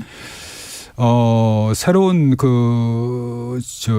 당 대표를 뽑거나, 네. 아니면 비대위 체제로 가야 되지 않겠습니까? 네. 이준석 당 대표가 스캔들을 일으켜서 어떤 징계를 받는, 네. 우리 헌정 사회에서 정당 사회에서 아주 드문 어떤 초유의 경우죠. 네. 이러한 상황에서 이 당의 최고위원들이 아무 책임을 지지 않는다는 것은 조금 이상하지 않겠습니까? 당 대표가 그렇게 해서 물러났다 그러면 최고위원들도 물러나는 게 맞지 않겠습니까? 아, 그렇습니까? 그러면은 비대위 체제로 가는 것이 맞지 않을까 생각합니다. 지금 당 대표가 물러났으니까 최고위원들도 물러나고 예. 다시 비대위로 가든지 아니면 당 대표를 뽑든지. 그렇죠. 네. 그래서 이런 당을 정비시켜 놔야 될 거 아닙니까? 지금의 이런 권성동 대표가 원내대표가 많은 노력은 하겠죠. 그러나 이 양자를 겸직해서 나가는 것은 좀 역부족이다 하는 그런 우리가 이 모습을 보고 있지 않습니까? 6개월 후에 예. 이준석 대표는 돌아옵니다. 예. 그러면 그때는 당 대표를 해도 됩니까? 원칙적으로 그렇게 되겠죠. 그러나 제가 아는 상식으로는 네. 이준석 전 당대표가 네. 복귀하기는 어렵지 않을까 생각합니다. 그래요? 그렇습니까? 근데 윤석열 대통령하고 얘기하면서 이준석은 인간이 안 된다 이렇게 얘기하셨어요? 예. 왜 그러셨어요? 제가 또 하나의 또 편견일 수도 있는데 네네. 제가 볼 때는 이준석 전 당대표는 네. 사람이 믿기 어려운 사람이 아니냐. 네. 준쌤하고 저하고 지금 이야기하면서 우리가 눈을 마주보죠. 네네. 그러나 이준석 당대표는 마주보지 않죠. 아, 그래요? 그런 사람은 항상 신뢰성의 문제를 갖고 있다고 저는 생각합니다. 네. 또 내가 준쌤하고 이야기하면서 모든 상황을 다 녹음해가지고 나중에 다 녹취해서 네. 자기가 분리할 때 탁 들이대면서 예. 당신 이랬지 예. 하면서 이 상대를 제압하고 하는 것은 그는 대단히 야비한 인격이 아니면은 하기 힘든 행동입니다. 알겠습니다. 이런 면에서 신뢰성의 어떤 험결 그런 면에서 저는 믿기 어려운 그런 면에서 인간이 안 됐다. 네. 그렇게 생각했습니다. 그렇게 얘기했더니 윤석열 대통령이 뭐라고 하던가요? 자세한 사항을 제가 말하기는 또 어렵죠. 네. 아직까지는 좀 비밀에 부수돼야 할 그런 여러 가지 그다음 전개된 상황이 있습니다만. 윤석열 대통령과 되기 전에도 이후에 얘기하면서 예. 이 사람이 잘할 것 같다. 우리나라를 이끌 만한 제목이다. 예. 이렇게 생각이 확신이 들었습니까? 저는 확신했죠. 어떤 점에서요? 우선 윤 대통령이 가지는 강한 리더십. 네. 그리고 제가 리더십이 강하기만 해서 다른 데로 끌고 갈까 봐 걱정하는 사람들도 많아요. 잘 알겠습니다. 네. 그리고 저는 윤 대통령의 인간성이 네. 아주 선하다는 것을 알아차렸습니다. 네. 이 선한 사람은 우리가 흔히 하는 말은 착한 사람. 네. 이 선한 사람은 뒤끝이 항상 좋습니다. 그래요? 그렇죠. 네. 제가 지금까지 살아오면서 네. 느끼는 것이 그거죠. 그리고 윤 대통령의 필체 분석을 해보면은 네. 윤 대통령이 항상 상대방을 배려하고 어떤 공감 능력이 탁월하고 하는 그런 점이 확연히 드러납니다. 네. 또 저는 윤 대통령 만나서 그 사실을 확인을 하면서 이 사람이 제대로 이 나라를 이끌 수 있겠구나 하는 막 그런 확신을 가졌죠. 착하고 배려심 있고 결단력이 있다. 예. 그런데 지금 국민들은 윤석열 대통령의 리더십 불안하다. 왜 조금 잘 뭐 공정과 상식에도 미치지 못한다 이렇게 생각하는 것 같은데. 예. 자, 지금 지지율도 떨어지고 민심이 그렇습니다. 민심이 멀어져 갑니다. 그런데 자, 지금 이제 다시 이제 반전시켜서 이 나라를 이끌어야 될 거 아닙니까? 그럼 뭘 하면 됩니까? 어떤 그 개인적인 개념이지만 네네. 아까 말씀드렸다시피 우리 사회의 그 공정의 이념이 프리벨 할 수 있도록 개혁 조치들 취해 나가야 된다고 생각합니다. 예. 공정을 위해서 계속 가야 된다. 지금까지 공정을 위해서 많은 것을 하진 않았죠. 네, 안 했어. 뭘 했죠, 지금껏? 이제 그걸 이제 해야 됩니까? 해 나가야 된다고 생각합니다. 네. 공정을 위해서, 상식을 위해서 뭘 했는지 모르겠죠. 변호사님도 아직 모르잖아요. 그죠? 좀 그런 면이 있죠. 네네. 근데 그렇게 가야 되는데 지금 윤핵관이라는 사람들끼리 싸우고 있고 권력 투쟁하는 것처럼 보이고 그러니까 뭐 하고 있냐 국민들이 생각하는 겁니까? 막 그렇습니다. 네. 네. 대통령도 이 우려를 잘 알고 있습니까? 잘 아시겠죠. 네. 제가 간접적으로 전해 들은 바로도 윤 대통령께서 많이 상심하실 겁니다. 그래요? 예, 그런 걸로 알고 있습니다. 네. 선거 때 막 힘들었을 때 변호사님은 어떤 조언을 해주셨어요? 그런 구체적인 현안에 관해서 그런 말씀들을 하실 때는 제가 그런 나름대로 어떤 처방을 말씀드리고 또 안철수 대표와 단일화에 있어서는 제가 강력하게 주장을 했죠. 그 당시 윤 후보께서 그 단일화를 해서 우리가 무슨 실익이 있겠냐 그랬을 때도 저는 단일화를 해야 됩니다.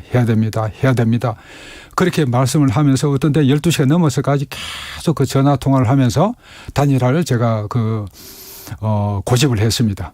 결국 이제 윤 후보께서 받아들여 가지고 2차 단일화 과정으로 나아갔죠. 그런 구체적인 현안에 관해서는 그렇게 저 나름대로 어떤 의견을 말씀드렸습니다만은 그렇지 않고 다른 경우에는 일반적으로 저는 항상 당신은 잘할 수 있다. 희망적인. 당신이 가지고 있는 자질, 그것이 어느 정치인보다도 낫다. 그러니까 당신은 훌륭한 대통령으로 당선될 수 있다. 대통령 당선되고 훌륭한 대통령이 될 것이다. 그렇게 자꾸 말씀드렸죠. 첫발이 좀 순조롭지는 않죠. 좀 그런 셈이죠. 네.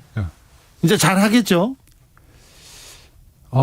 몇 가지 그런 요인들이 좀 해소가 돼야 되겠습니다. 그죠? 네.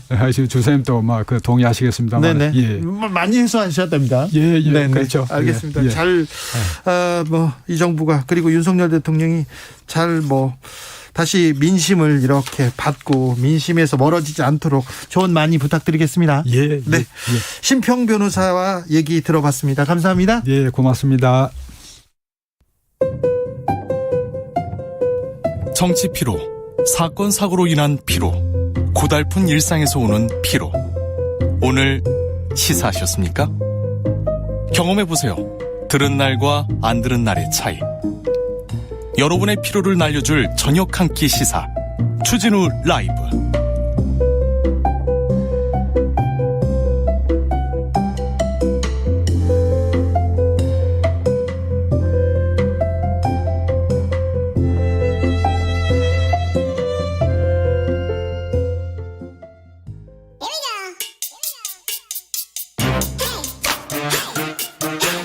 뉴스를 향한 진지한 고민, 기자들의 수다.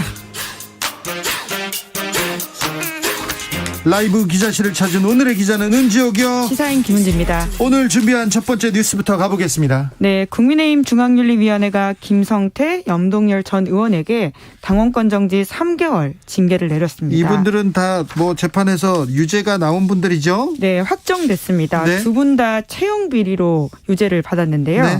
김성태 전 의원의 경우에는 국회 환노위 소속이던 2012년에 그 당시 이제 국정감사 기간에 이석태 당시 KT 회장의 증인 채택을 무마해주는 대가로 딸의 정규직 채용시켰다. 이렇게 검찰이 공소 사실을 가지고는 기소했었는데요. 그래서 2심에서도 유죄가 나왔고 대법원까지도 유죄가 나왔죠? 네, 이제 1심이 무죄였는데요. 2, 3심에서는 유죄가 나왔습니다. 네. 이제 그러다 보니까 당시에 김성태 전 의원은 이제 검찰이 날조한 증거를 가지고는 자기에게 허위 사실을 했다라고 유청했는데요. 여튼 대법원에서는 유죄가 나왔습니다. 염동열 의원은요? 네, 강원랜드 채용 비리 건인데요.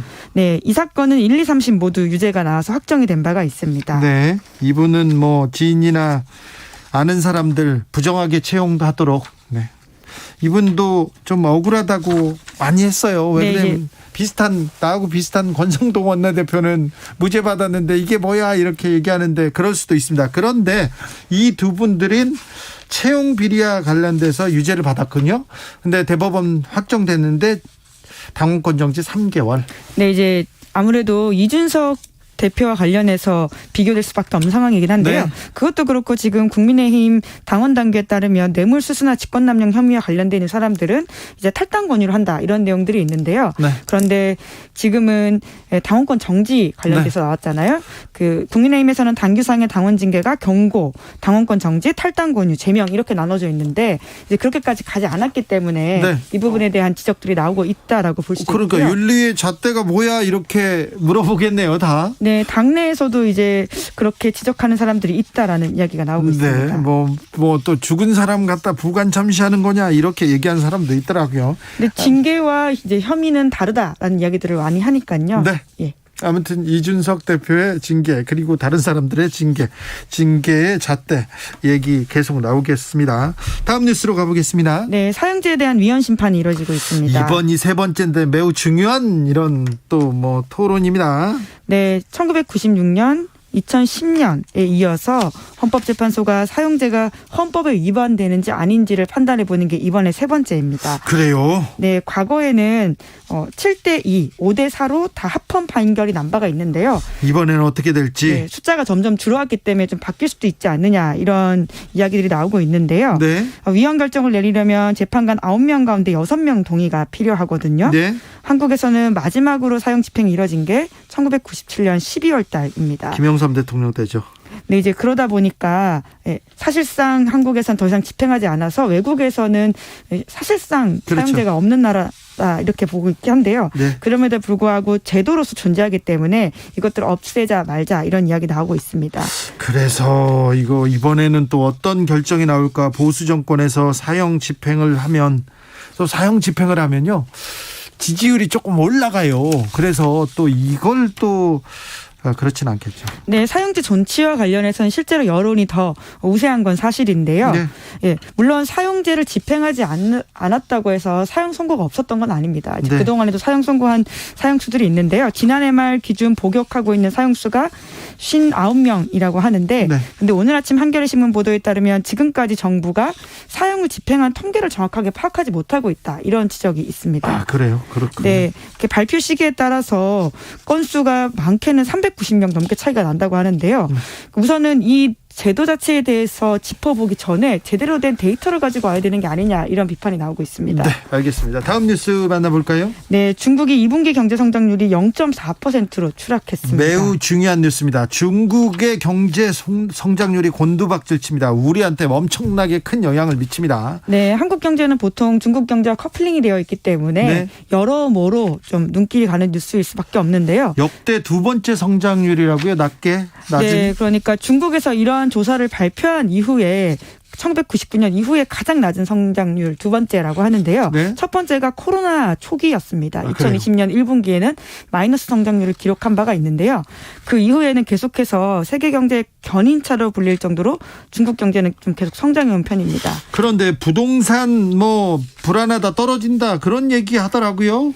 네, 이제 사실 부동산 이슈가 가장 불안하다라고 볼 수 있는 지점이 큰데요. 예. 특히나 이제 미국 위기도 모기지로 출발하지 않았습니까? 네. 그러다 보니까 중국에서도 이 주택담보대출 관련되어 있어서 좀 불안한 지점들이 크다 이런 이야기 나오고 있는데요. 네. 실제로 지난 14일에는 중국 시안에서 사람들이 굉장히 대규모 시위를 1,000명 가까이 했다라고 하는데 중국에서 시위라 어떤 시위였습니까? 네, 아파트 분양받고도 시공이 지연돼서 중단으로 입주하지 못한 피해자 1,000명이 은행보험 감독공 앞에서 시위했다라고 합니다. 그렇습니까? 네. 홍다그룹이었습니까? 그 그룹이 파산 파산한다, 돈을 못 갚는다 막 얘기 나왔잖아요. 어떻게 네, 됐어요? 그렇죠. 이제 3천억 달러, 그러니까 한국 돈으로 하면 395조 원 규모의 채권 이자 지급을 불이행했었고요. 올해 하반기에만 중국의 개발 업체들이 130억 달러의 달러 표기 채권 지급 제대로 못하고 있는 상황이어서 좀 걱정이 많다라고 하는데요.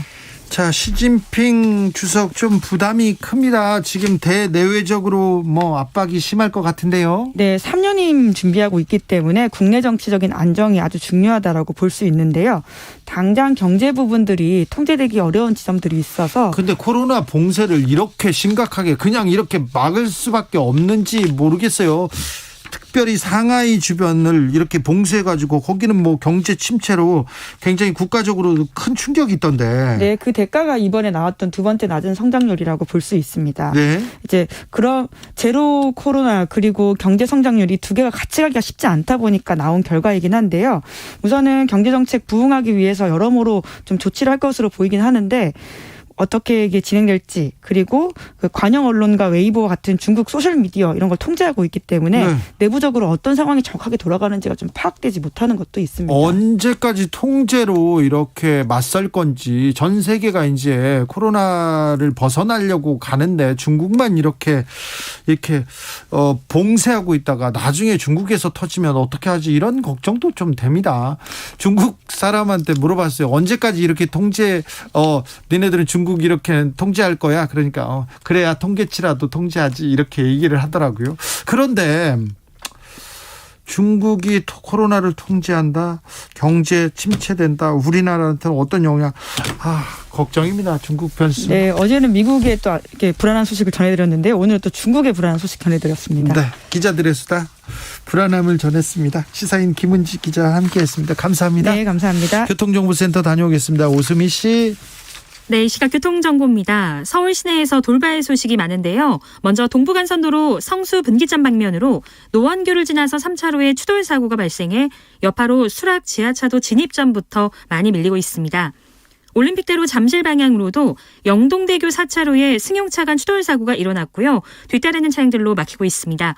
반대 공항 쪽으로는 동호대교를 지나서 추돌 사고가 있었고 다행히 처리는 끝났지만 여파가 남아 성수대교부터 동작대교까지 정체가 이어집니다.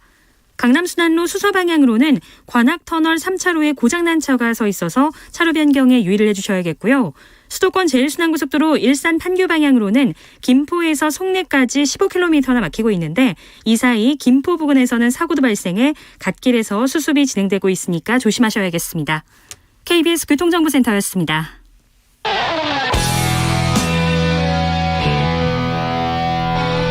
스치기만 해도 똑똑해진다. 드라이브 스루 시사 주진우 라이브.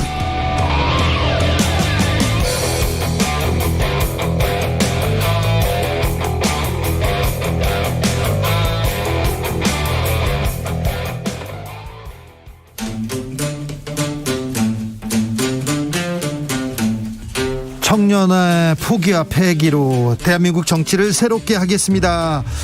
새롭게 만나봅니다. MZ세대가 말합니다. 요즘 정치. 요즘 정치, 오늘은 특별히 민주당 2030 리더십 특집으로 준비했습니다. 전당대회 출사표를 던진 청년 정치인들 모았습니다. 자, 본인 소개하고 시작하겠습니다. 안녕하세요. 저는 전 더불어민주당 비대위원 권지웅이라고 합니다. 네, 여러분 안녕하세요. 이번에 당대표 후보에 출마한 이동학입니다. 네, 여러분 안녕하세요. 저는 전국 대학생위원장을 역임했고요. 최고위원 후보로 나선 박영훈입니다. 네, 박영훈 최고위원 후보고요. 이동학 대표 후보고요. 권지웅 최고위원 후보죠. 네. 자, 출마의 편 먼저 들어보겠습니다.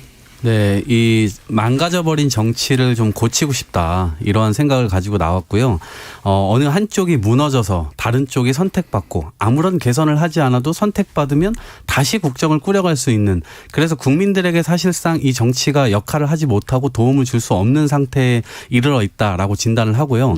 저는 민주당의 정치가 이것을 바꿀 수 있는 정치여야 한다, 라는 주장을 하기 위해서 나왔습니다. 이동학 대표 후보, 정치가 망가졌습니까? 네. 누가 망가뜨렸어요? 정치는 지금 굉장히 큰 기득권 속에 쌓여 있습니다. 그렇기 때문에 양당제 기득권, 이것 자체가 저는 문제라고 생각하고요. 좀 더 다양한 선택지가 존재하는 정치의 선택지가 존재하는 정치로 바뀌어야 된다고 생각합니다. 박영훈 후보. 네, 제가 만약에요, 60대 어르신들을 대변한다고 하면 굉장히 공감하지 못하실 거예요. 이게 경험이라는 게 굉장히 중요하거든요. 지금 민주당에는 저 같은 20대, 제가 29인데 20대 청년의 시각이 많이 부족하다. 29의 청년으로 살면서 기존에 우리 정치가 생각하던 사고 방식들과 좀 다른 사고 방식들을 심어줄 생각이 좀 있어서 출마를 하게 됐고요. 네. 저는 우리 청년들의 날것의 생각을 우리 지도부가 좀 반영하고 우리 정책이나 강령에 좀 반영할 수 있도록 한번 도전하게 됐습니다. 민주당이 청년의 생각, 청년의 말 잘 안 듣습니까? 저는 조금 다르다고 생각하는데요. 50대 기존에 있는 정치인들의 생각과 우리의 생각이 다른 부분이 뭐냐면 제가 흔히 쓰는 표현인데 LTV를 우리가 주택담보의 총량이라고 우리 정치는 해석을 하는데 저는 좀 다르게 생각해요. 예를 들어서 200만 원, 300만 원을 받는 월급쟁이의 우리 청년들이 앞으로도 집을 살 수 있다라는 희망이라고 생각하거든요. 근데 우리 정치는 규제의 대상으로만 보고 있는 것 같아요. 네. 권지웅 후보. 저는 앞서 이야기하신 분들이랑 비슷한 맥락인데 좀 다르게 표현하면 저는 민주화 이전 세대에 만들어진 정치를 이젠 좀 끊어내고 그걸 끊어낸다고 하는 건 없애자는 말이 아니라 그걸 넘어서자는 말인데요. 민주화 이후 세대에게 필요한 정치를 좀 만들어갔으면 좋겠습니다. 그리고 그게 민주당이 되었으면 좋겠는데요. 이게 뭐냐면 그러니까 독재 정부와 싸우면서 옳고 그름의 싸움을 잘했던 정치가 지금까지 민주당의 주류 정치예요. 예. 근데 앞으로는 저는 적과 나를 나눠서 이겨내는 정치가 아니라 문제를 해결하는 정치가 필요하다고 생각합니다. 예를 들면 비정규직의 정규직화 문제가 있어요. 근데 이걸 옳고 그름의 문제로 보면 사실은 되게 어렵습니다. 사실 비정규직을 정규직으로 만드는 게 옳다고 주장하는 측과 그 과정에서 공정의 문제가 발생해서 그건 옳지 못하는 측 어느 한쪽도 서로를 설득하기가 어려운 상태예요. 그러면 이 다른 의견을 어떻게 해결할 건가 그런 것을 할 수 있는 정치를 만들어야 된다고 생각해서 그런 민주당 만들고 싶어요. 민주당은 공정합니까? 그런 부분도 있고 그렇지 못했던 부분도 분명히 있죠. 국민의힘보다는 공정합니까? 지금 국민의힘이 정부를 운영하면서 자신들의 민낯이 좀 드러나고 있잖아요. 그래서 그것에 비해 현재로는 좀 공정해 보이지만 또 저희 역시도 약점들이 여전히 있다고 생각합니다. 민주당이 국민의힘보다 현 정부보다 공정한데 왜 집니까? 공정해서. 그러니까 사실은 국민들은 문재인 정부가 가져왔던 공정보다 더 나은 정부를 바랬고 그것을 기대하면서 윤석열 정부를 택했다고 생각해요. 근데 이제 그것이 지금 구현되고 있지 못한 것이죠. 이동학 후보는 이재명 후보하고 경쟁하고 있습니다. 네. 그렇습니다. 자신 있습니까? 네, 자신 있게 하고 있고요. 왜냐하면 어차피 시간은 제 편이기 때문입니다. 어떻게 해요? 제가 좀 더 오래 살 것 같습니다. 그래요? 오래 사는데 선거는 지금 당장 치러야 되는 거 아닙니까? 좋네. 좋아. 저는 어쨌든 씨앗을 좀 심으려고 나왔고요. 우리 민주당이 지금 청년 후보자들이 굉장히 많습니다. 그런데 저는 이 흐름 자체가 국민들께 보여지기를 민주당의 다양성이 살아나기 시작하는구나. 이 시그널을 충분히 줄 수 있다고 생각합니다. 근데 이 가운데 청년들이 어떤 목소리를 내야 하느냐. 기존의 무슨 개파 문법 속으로 들어가서 목소리를 내는 것이 아니라 우리들이 가지고 있는 아젠다를 낼 때 그 변화의 시그널을 줄 수가 있고 국민들 역시 그 점을 좀 주목해서 쳐다볼 수 있으리라 이렇게 생각합니다. 이동학 민주당 대표 멋있는데요. 그렇죠. 말만 들어도 좋네. 권지웅 최고위원 좋네요. 박영훈 최고위원 말만 들어도 좋습니다. 자, 박영훈 최고위원은 경쟁자가 누굽니까? 저는 권지웅 후보께서 앞에 계시지만은 저의 경쟁자는 과거의 민주당이라고 생각해요. 지금 있는 후보자가 아니고 우리가 과거의 민주당을 봤을 때 170석을 가지고도 제대로 효능성을 발휘하지 못했기 때문에 우리가 위기에 빠진 거라고 보거든요. 그래서 저는 다른 후보들이나 다른 개파 논리에 의존하지 않고 우리가 뭘 잘못했는지 그리고 우리가 앞으로 뭘 해야 되는지 과연 앞을 보고 있느냐에 대한 이야기를 주로 하고 있습니다. 권지웅 후보? 저도 권지웅 후보는 경쟁자 안 물어볼게요. 자, 권지웅 후보는 최고위원이 되면 뭘 할 겁니까? 왜 최고위원을 해야 되겠습니까? 저는 사실은 또 최고위원 된 시기에 또 현안을 다뤄야 되겠지만 네. 저는 한 2가지 정도는 꼭 해보고 싶은데 네. 하나는 차별금지법과 관련된 논의를 더 본격화시키고 싶습니다. 네. 그러니까 저희가 이제 젠더 간의 격차라든지 예. 아니면 세입자와 소유권자 사이의 격차라든지 이런 것들이 되게 보이지 않게 많은 것들을 억압하고 있어요. 네. 그리고 그것이 쌓이면서 불평등으로 고착되고 있는데 그 지점을 민주당에 아주 끈질기게 외치는 최고위원이 되고 싶고 예. 또 하나는 깡통 전세 문제가 지금 또 부각되고 있습니다. 네. 그러니까 주택 가격이 내려가니까 전세 가격보다 주택 가격이 더 내려가면서 이 문제들이 터지고 있어요. 그렇죠. 그냥 전세집을 들어갔을 뿐인데 불안해요. 내 전세금이 좀 없어질 수도 있는. 그렇죠. 근데 이 문제가 되게 오래된 문제인데 정치가 이걸 잘 다루지 못하고 있어서 그 문제 좀 풀어보는 최고위원 되고 싶습니다. 권지웅이 최고위원이 되면 이런 부동산 문제, 이런 문제에 대해서 차별금지법에 대해서도 좀 앞서고 좀 더 유능해질 것 같다는 생각도 해봅니다. 자, 박지원 전 비대위원장 출마 무사는 어떻게 보셨어요? 저는 일단 이동학 후보입니다. 논쟁이 좀 더 많이 있었으면 좋았겠다 이런 생각을 하고요. 네. 당에서 저희들이 앞으로 승리를 향해 가려면 네. 저는 이런 목소리 정도는 품었어야 된다. 그래서 기회가 오히려 있었으면 좋았을 것이고 네. 그것이 당원들의 압도적 투표를 통해서 나온 결과가 네. 아주 안 좋더라도 네. 저는 그런 평가라도 받을 수 있어야 되지 않았나 이런 생각을 하고요. 앞으로 당대표가 제가 되게 되더라도 혹은 누가 되더라도 더 확장을 향해서 가야 되는 것은 너무나 명확한 저희들의 목표라고 생각하고요. 네. 네. 자, 박영훈 후보. 저는 일단은 박지원 전 비상대책위원장이 전략이 부족했다고 생각해요. 이게 본인께서 피선거권이 없는 건 사실이잖아요. 근데 당원당규상의 당무위원회 의결로 달리할 수 있다고 있는 조항이 있는 것처럼 뭔가 사전에 지도부와 교감을 하고 네. 그 과정이 다 정치거든요, 사실. 그렇죠. 안 되는 걸 되게 하는 게 정치인데 그런 과정 없이 언론에 맨 처음에 이렇게 이야기를 하고 그 다음에 지도부에게 이야기하는 것이 저는 굉장히 미숙했다고 생각하고. 청년 정치인들끼리 모여가지고 그런 얘기 같이 안 합니까? 네. 안 했어요? 네. 박지원 전 비대위원장 잘 몰라요? 저는 뭐 개인적으로 가깝게 이렇게 막 서로 연락하는 그건 또 아니요. 각자 다들 바쁘니까 뭐 이렇게 자주 만나고 아니 그래도 청년들끼리라도 정치를 해야 될 거 아니야. 내가 이번에 기자회견을 할 테니까 도와줘 이렇게 하면 옆에서 같이 목소리를 낼 수도 있고 그런데 그런 정치가 좀 부족했군요. 예. 그렇죠. 네네. 권지웅 후보는 어떻게 보셨어요?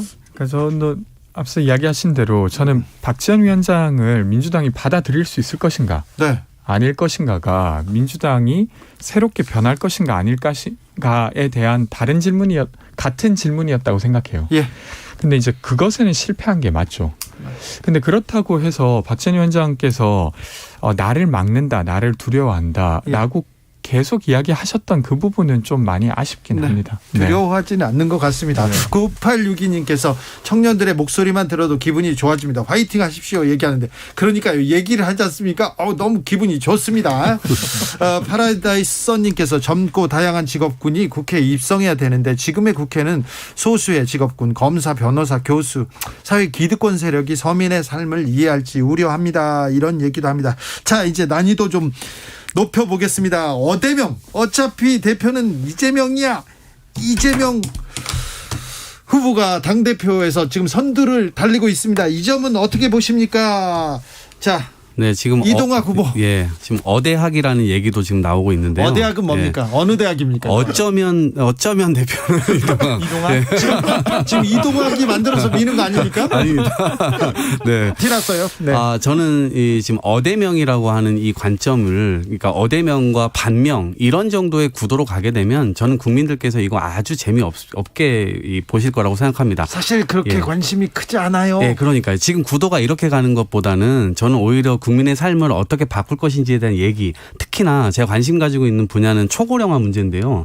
민주당이 실제로 우리들의 이해관계, 정치적 이해관계만을 위해서 상대방과 싸우고 이런 것이 아니라 국민들의 삶의 미래를 놓고 초고령화 문제에 따른 앞으로의 갈등이 연금 문제도 있을 수 있고요. 그다음에 복지 문제도 있을 수 있고 이런 걸 좀 밤새워서 토론해야 된다고 생각해요. 지금 민주당이 그걸 잘 못해가지고 지금 계속해서 선거에서 지는 거 아닙니까? 그러니까요. 그래서 제가 사실은 그 문제 제기를 계속해서 계속해서 최고위원을 하면서 해왔고 네.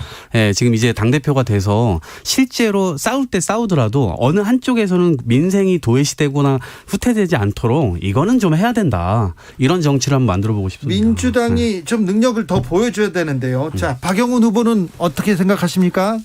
어대명의 이야기가 많이 나오고 그로 인한 갈등이 있는 건 사실이죠. 네. 근데 결국 이런 갈등이 결국 민생에 무슨 도움이 되냐. 지금 국민 삶이 굉장히 어렵고 유가도 치솟고 있고 물가도 치솟고 있는데 우리 당의 당대표 후보라는 분들이 어떻게 하면 윤석열 정부를 견제하고 우리가 대안을 제시하는 민생정당으로 갈 수 있냐를 제시해야지 누군 되고 누군 안 되냐라는 논란이 국민들께 굉장히 안 좋게 보일 거라고 생각하고 결국에는 당대표를 뽑는 사람들은 당원들과 국민들이거든요. 정말 이재명 후보가 당대표가 되면 안 되면 이분들이 안 뽑을 거예요. 그래서 저는 이 논란 자체가 우리가 미래로 나아가야 하는 그 길목에서 방해물이 되고 있다고 생각합니다. 권지웅 후보?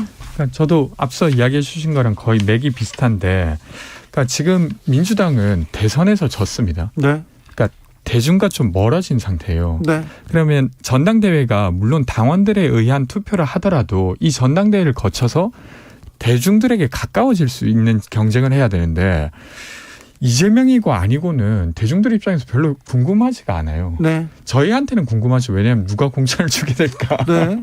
그런 상태라서 그래서 저는 어대명이라는 구도가 매우 위험하다고 생각합니다. 네. 그래서 그걸 깨고자 저는 저를 비롯해서 여기 계신 분들이 출마했다고 생각하고요. 네.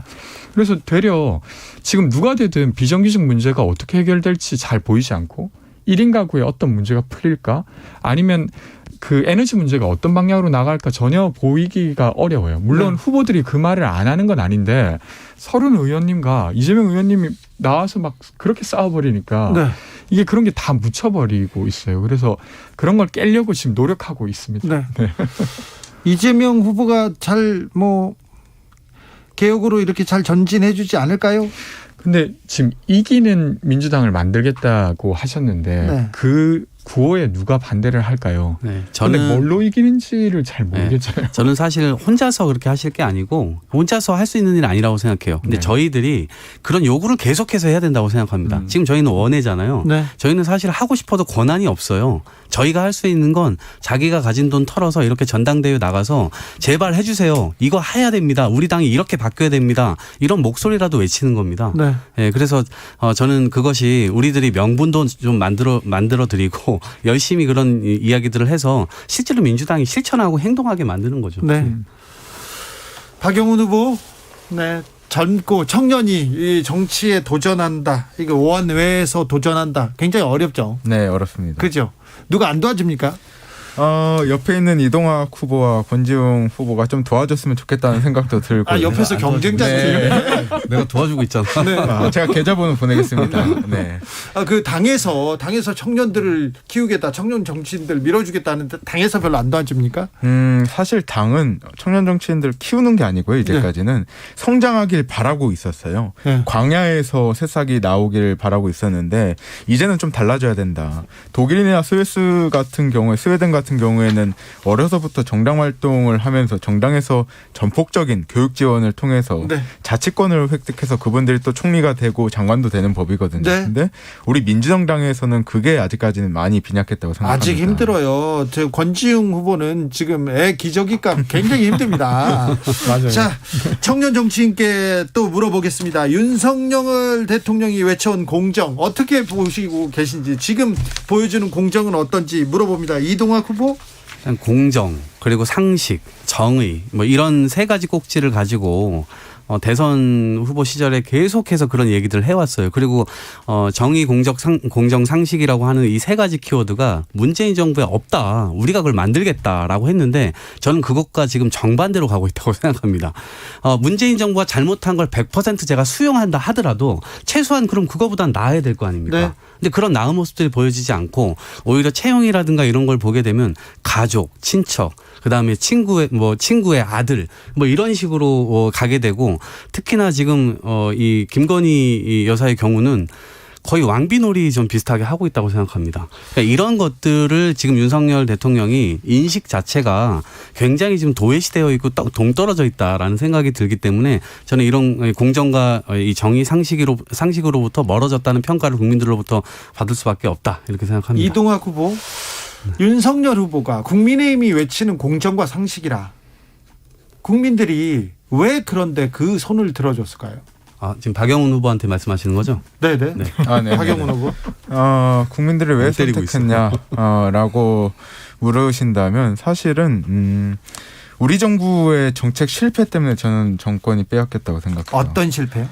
청년 입장에서 말씀드리자면 부동산 가격도 상승했고 양질의 일자리도 많이 줄어들었고 근데 희망을 가질 수 있는 사다리가 저는 좀 많이 무너졌다고 생각하거든요. 그 분노가 분노 투표로 이어졌다라고 생각을 하고 있고요. 결국에는 국민들께서도 어느 정도 윤석열 대통령의 능력 부족을 이미 알고 계셨어요. 그럼에도 불구하고 지금 사태에 대한 분노 감정이 가장 크게 표심에 영향을 미쳤다고 생각하고 분노를 통해서 투표한 결과는 가장 쉽게 무너지는 법이거든요. 그래서 지금 지지율이 굉장히 많이 빠지고 있다라고 생각하고 있습니다.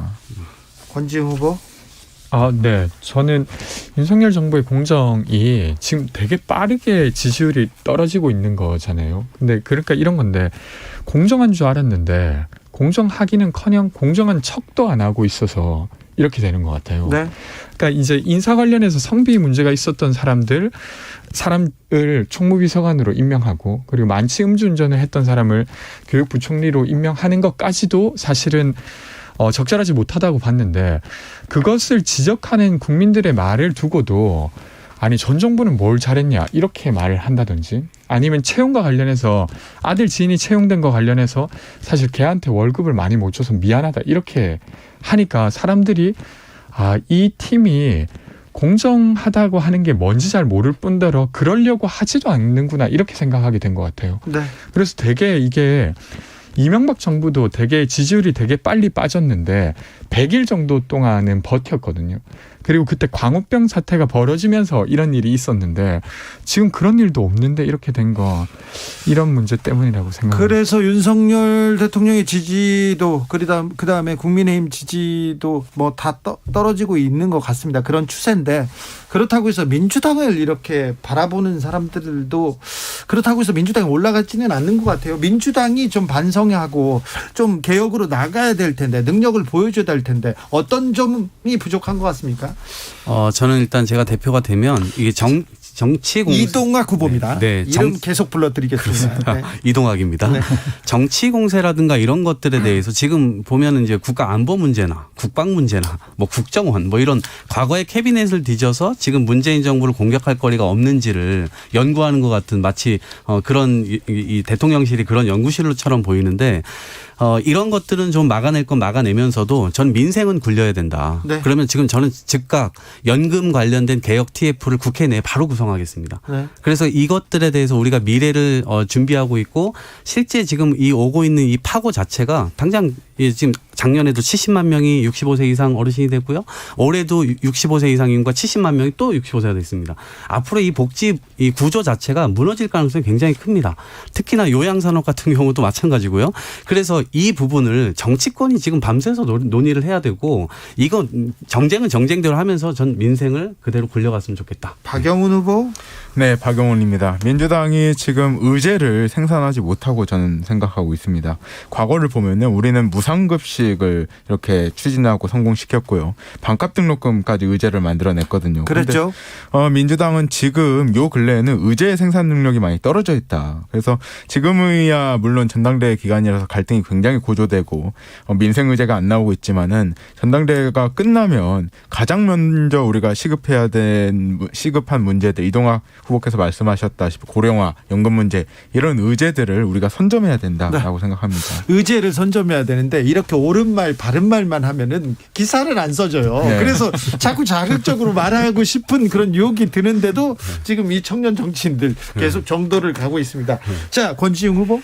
저는 민주당 최고위원이 되면 적을 찾아다니는 민주당이 아니라 네. 문제를 찾아다니는 민주당으로 좀 탈바꿈시키고 싶어요. 네. 저는 당대표는 아니지만 예를 들면 저는 지금 한국 사회에서 벌어지고 있는 문제들은 국제적으로도 거의 처음 겪는 문제일 가능성이 높거든요. 네, 그럴 수도 있어요. 근데 그러면 이 문제를 풀려고 하면 누구한테서 배워서 올 수 있는 게 아니라 여러 시도를 해봐야 돼요.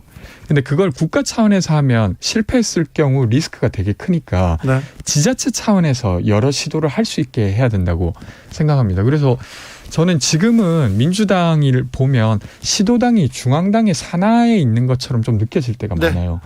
그래서 이것을 다시 시도당의 위상을 좀 높여서 각 지자체 단위에서 네. 좀 새로운 정책 실험을 만들 수 있게 하면 민주당이 국민들의 신뢰를 좀 더 얻지 않을까 이런 생각합니다. 알겠습니다. 다 바르고 옳은 목소리인데 이 청년 정치인들 좀 도와야 되는데 기사를 하나씩 만들어줘야 되는데 자 마지막으로 청년 정치인으로서 정치권에 어떤 정치인한테 하고 싶은 말씀 한마디씩 해주십시오. 난 누구한테 이번에 좀 거꾸로 가면 어떨까요? 거꾸로 갈까요? 그럼 누구부터 갈까요? 권지웅 후보부터 가겠습니다. 어떤 정치인한테 어떤 얘기 해주고 싶습니까? 저는 이번에 전당대회 출마하신 후보들에게 그런 질문 드리고 싶어요. 한 사람한테 하세요. 그게 더 좋아.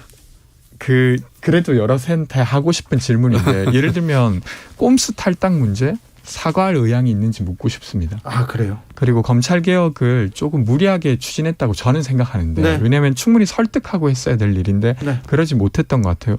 그런 것과 관련해서 어떻게 생각하시는지 네. 의견을 들으면서 전당대회를 치러야 국민들이 좀 나아지겠다, 아니겠다 이런 판단들을 할 수 있지 않을까 싶습니다. 네. 박영훈 후보? 네, 저는 두 분에게 말씀드리고 네. 싶습니다. 서른 후보님과 강병원 후보님인데요. 네. 우리가 볼 때 사법 리스크라는 단어를 굉장히 많이 언급하시고 그것을 통해서 당대표 후보인 이재명 후보에게 이렇게 비토를 하는 모습을 보이는데 결코 좋은 게 아니다. 이게 만약에 정말 사법 리스크가 있는 후보면 우리가 대선 과정에서 대통령 후보를 사법 리스크 있는 후보를 내세운 자가당착이거든요. 결국 우리에게 좋지 못하다. 이런 비토의 방식으로는 국민과 당원들에게 표를 소구를 절대 못한다고 생각하고 제발 미래 청년 정치를 위해서라도 앞을 보시라라는 이야기를 하고 싶습니다. 이동학 후보? 저는 서른 의원님께 한 말씀 드리고 싶습니다. 오직 반명을 외치기 위해서 전대에 나왔는지 그리고 지금 폭주하는 기관차를 막아 세우기 위해서 철길 위로 뛰어들겠다 이런 표현까지 이제 많이 하셨는데 저는 이 민주당의 혁신 전대를 만들 수 있는 기회를 빼앗기는 거다 이렇게 생각하고요. 어대명과 반명 이렇게 싸울 시간이 없다. 더 이상 민주당의 전당대회를 망치지 마시고 나는 이재명과 혁신 경쟁을 하겠다 이런 선언을 해주시고 실제 미래를 위해서 뛰어주셨으면 좋겠습니다. 요즘 정치 민주당 전당대회 출마한 청년들 만나봤습니다. 권지웅, 이동학, 박영훈 세 후보 감사합니다. 고맙습니다. 주진우 라이브 여기서 인사드립니다. 돌발 퀴즈의 정답은 공매도였습니다. 할 수 있다님이 절대로 불의에 타협하지 마시고 때로 부숴주십시오 이렇게 얘기했습니다. 저는 내일 오후 5시 5분에 돌아오겠습니다. 지구를